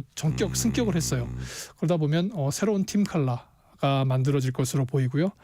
또 이제 전북만큼 고생한 팀이 있죠. 대구. 대구도 박창현 감독이 있는데 지금 일부에서는 교체를 해야 되지 않느냐 하는 설까지 나오고 있어서 지금 이제 감독의 지각 변동이 시작돼서 언제쯤 완성이 될지 모르겠지만 아무튼 일부 리그에서는 가장 큰 뉴스는 거스포엣이 전북 현대를 어떻게 만들어서 내년에 울산 현대와 어떤 경기를 펼칠 것이냐 이것이 가장 재미있는 관전 포인트가 될 것 같습니다. 네. 근데 1부 리그 못지않게 2부 리그 새로운 감독들도 눈에 띕니다. 인천 윤정환 감독을, 경남은 이의룡 감독, 내년 시즌 K리그 2 진입 앞둔 화성FC는 차두리 감독을 선임을 했어요. 네, 이름만 들으시면 다 친숙한 감독입니다. 선수 시절 나름대로 다 활약을 펼쳤고 이 가운데는 2002 한일 월드컵에 정말 딱 들어오잖아요. 을룡타 이렇게 들어오는 이을룡 감독도 있고. 이을룡 감독이 딱 왼쪽에서 크로스 넘겨줘가지고 황선홍 그 당시 선수가 왼발로 터닝슛. 그렇죠. 와. 그게 들어가면서 우리나라 월드컵 역사 50년의 역사가 완전히 뒤바뀌는 상황이 된 거죠. 나 그 슛은 정말 대단했어요. 네, 그런데 이제 지금 말씀하신 이제 이을용 감독이 경남 FC를 맡아서 새로운 이제 승격 도전에 나서고요. 네. 아까 말씀드렸던 윤정원 감독이 2부 리그 인천의 승격 도전에 나섭니다. 1부 리그를 맡아서 강원을 준우승까지 올려놓은 감독이 과연 인천을 맡아서 과연 1부 리그에 올려놓을 수 있을 것인가. 그것도 이제 굉장히 관심사가 될 것 같고요. 새롭게 K2 리그에 합류하게 된 화성FC 같은 경우에는 차두리 감독을 선임했어요. 뭐 차범근 감독의 아들, 또 한때는 뭐 유럽에서 선수 생활을 했었고 거스 히딩크 감독이 있을 때 대표팀에 발탁된 이후에 2016년에는 대표팀의 전력 분석관으로 들어가서 2017년부터인가는 코치로 활동을 했어요. 그러니까 나름대로 코스를 잘 밟아왔는데 프로팀이나 이런 대표팀을 맡아서 지도 경력은 사실 없거든요. 초보 감독이 어떤 색깔을 만들어내고 어떤 축구 스타일을 만들어낼 거냐에 따라서 만약에 정말 화성FC가 K리그 2에 진입하자마자 K리그 1으로 갈 만큼 성장을 하게 된다면 이거는 또 모르죠. 그러니까요. 예, 지금 이제 많은 사실 2002 한일 월드컵의 주역들과 그 주요한 축구의 레전드들이 지금 뭐 여성 풋볼에 관심을 갖고 거기 나가 있는 상황이잖아요. 근데 만약에 이 2002 한일 월드컵 주역 중에 한두 분이 성공을 해서 프로축구 리그와 대표팀에 진입을 하게 된다면 한국 축구의 그 다음 모습 어떻게 달라질지는 사실 예측하기 힘들 수 있습니다. 지금 김한수 기자 말씀 듣다 보니까 2부 리그도 우리가 주목할 부분이 많다는 생각이 들고요. 자, 잉글랜드 프로축구 토트넘의 손흥민이 내일 노팅엄전 시작으로 숨가쁜 박싱데이 일정에 돌입을 했어요. 네. 이제 내일 새벽이죠. 0시에 노팅엄. 그다음에 30일 새벽 0시에는 황희찬 선수가 뛰고 있는 울버햄턴. 그리고 1월 4일에는 뉴캐슬하고 경기를 해요. 이 사실 갑자기 무슨 뭐 크리스마스 지나고 박싱데이가 문제냐 그러는데 이 묘한 징크스가 있습니다. 그 손흥민 선수의 여러 별명이 있는데 그 중에 하나의 별명이 산타클로스예요. 그러니까요. 크리스마스 즈음에 굉장히 잘한다. 작년 같은 경우에는 돌아보니까 박싱데이 에버튼하고 경기를 했는데 2대0 앞서는 골을 넣었고 그 골이 결승골이 됐고 시즌 11호 골을 터뜨리면서 두 자리 숫자 또 공동 3위에 올라가면서 팀을 확 끌어올려갔거든요. 근데 지금 사실 토트넘의 상황이 리그 11위까지 쳐져 있잖아요. 이렇게 쳐져 있는 상황에서 손흥민이 골을 넣고 분위기를 반전시키고 또 이것을 기반으로 해서 지금 사실 그 카라바오컵이라고 해서 리그컵 4강에 가 있잖아요. 그 우승의 전초전까지 만들어낸다면 지금 뭐 올해 어제 뭐 뉴스 보신 분들 보셨겠지만 크리스마스 마치 동화같이 얘기하면서 토트넘과 함께 메리 크리스마스였거든요. 정말 토트넘과 같은 동화 같은 메리 크리스마스를 만들 수 있을지 이제 오늘 새벽 경기 한번 지켜보시면 그 해답이 나올 것도 같아요.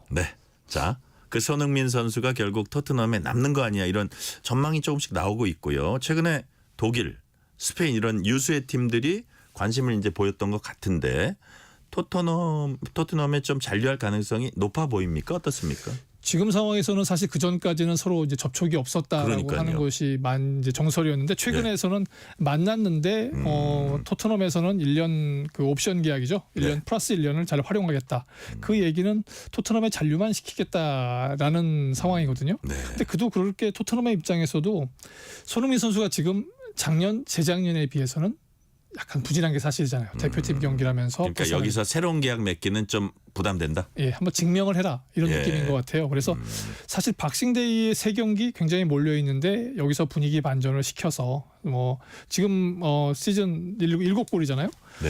두 자리 숫자인 10골이나 11골까지만 가준다고 한다면 토트넘의 입장도 바뀔 수 있을 것 같고요. 그렇게 되면 사실 뮌헨이나 이런 독일 팀에서도 손흥민 사실 독일에서 뛰었던 선수고 독일을 잘 이해하고 있는 선수이기 때문에 친정 비슷하게 돌아가는 걸 수도 있죠. 그렇다면 케인과 같이 불러서 시즌 2를 만들거나 김민재와 함께 뛰는 모습도 나쁘지 않고요. 스페인 아틀레티코 마드리드 계속 바라보고 있으면서 절정의 기량이 올라왔어? 그러면 싹 계약을 해서 끌어갈 수 있는 그런 상황인데 지금 상황은 토트넘도 답답한 상황에 있고 본인의 개인 성적도 재작년만 이렇게 비교해 보면 좋지 않기 때문에 지금 답보 상태. 그리고 이제 1월이 됐는데 1월 초반에 박싱데이를 기점으로 해서 그야말로 산타크로스가 맹활약을 하게 된다면 그 동화 같은 산타크로스의 선물은 손흥민 선수가 가질 수도 있어요.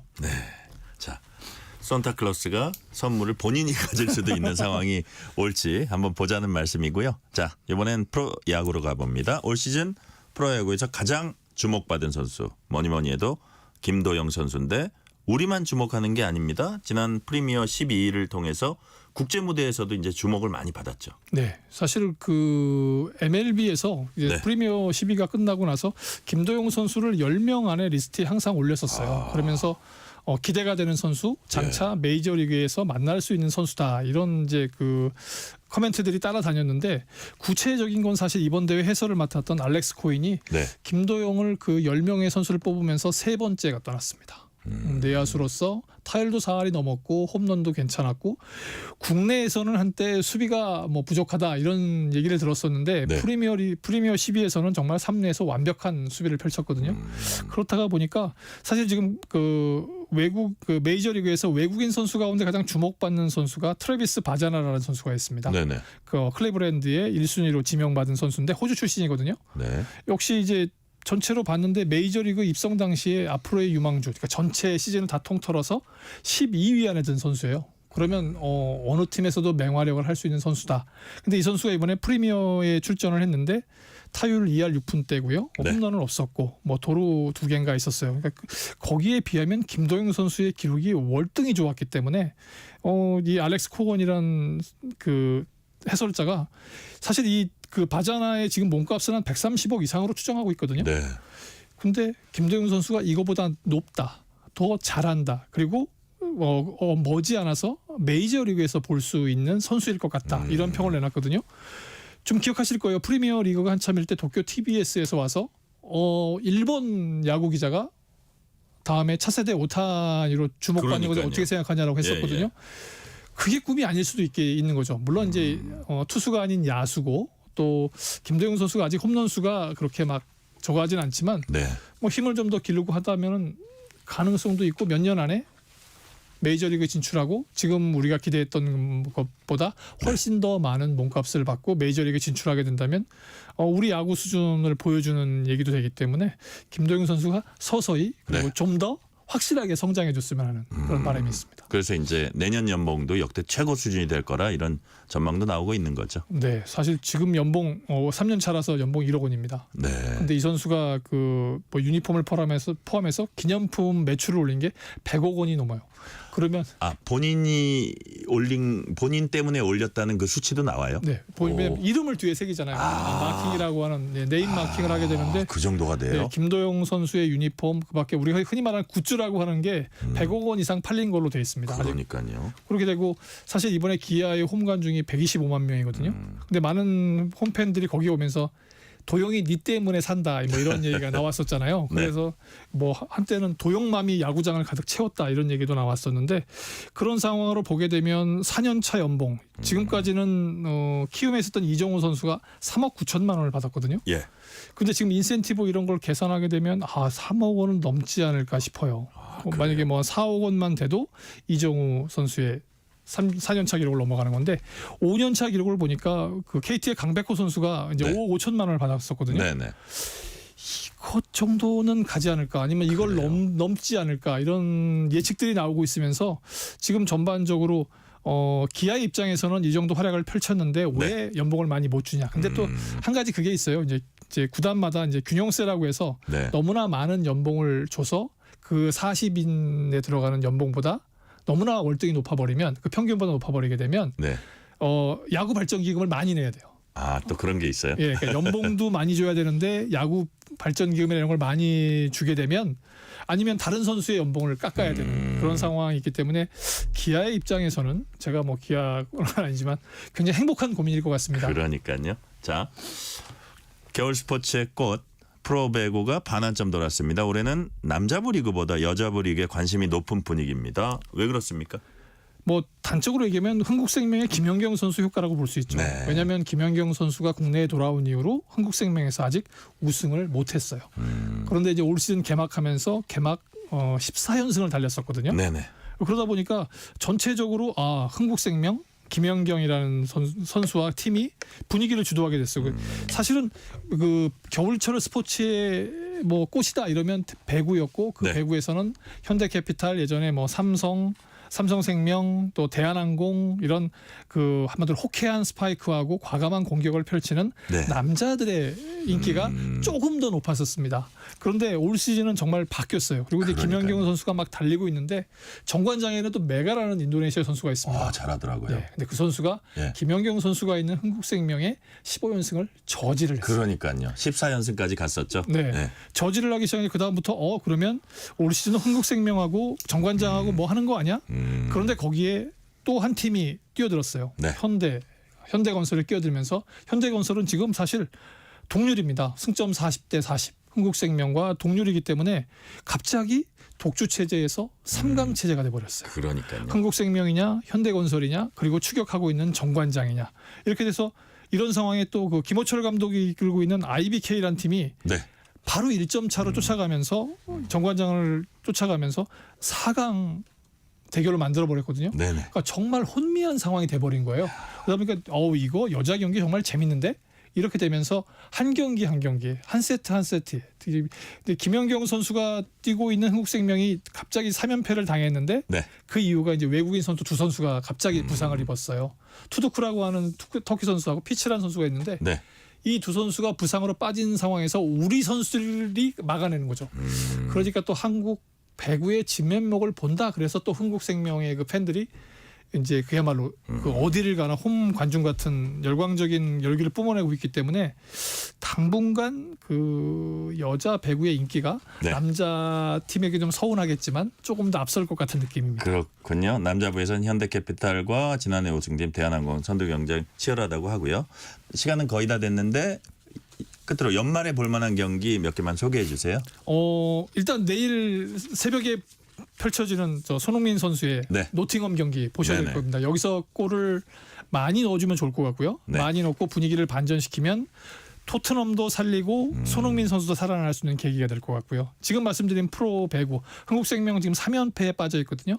근데 GS 칼텍스가 토요일 날 경기를 하게 되는데 최하위예요. 근데 만약에 이 팀에게까지 잡히게 되면 흥국생명의 3라운드 험난할 것으로 보입니다. 남자부에서는 지금 말씀드렸던 현대캐피탈이 OK전축은행을 상대로 경기를 가지고요. 프로농구 좋아하시는 팬들이라면 토요일 날 하는 소노가 지금 3연승을 거두고 있어요. 네. 소노가 과연 가스공사를 상대로 어떤 경기를 펼쳐서 그야말로 그 수건 사건에서 벗어나서 부활할 수 있을지 이런 것들을 지켜보시게 되면 특히 이제 소노에가 돌아온 이정현 선수의 활약, 네. 한국 농구의 미래거든요. 그래서 이정현 선수의 활약을 지켜보시는 재미도 쏠쏠할 것 같습니다. 오늘 말씀 여기까지 듣겠습니다. 지금까지 김한수 KBS 기자였습니다. 말씀 감사합니다. 오늘 뉴스레터 K는 여기까지입니다. 나탈리 콜과 넷킹 콜의 Unforgettable 끝곡으로 듣겠습니다. 커피 쿠폰 당첨자 명단은 뉴스레터 K 홈페이지 확인해 주시고요. 오늘도 함께해 주신 청취자 여러분 진심으로 감사드립니다. 지금까지 뉴스레터 K 전종철입니다.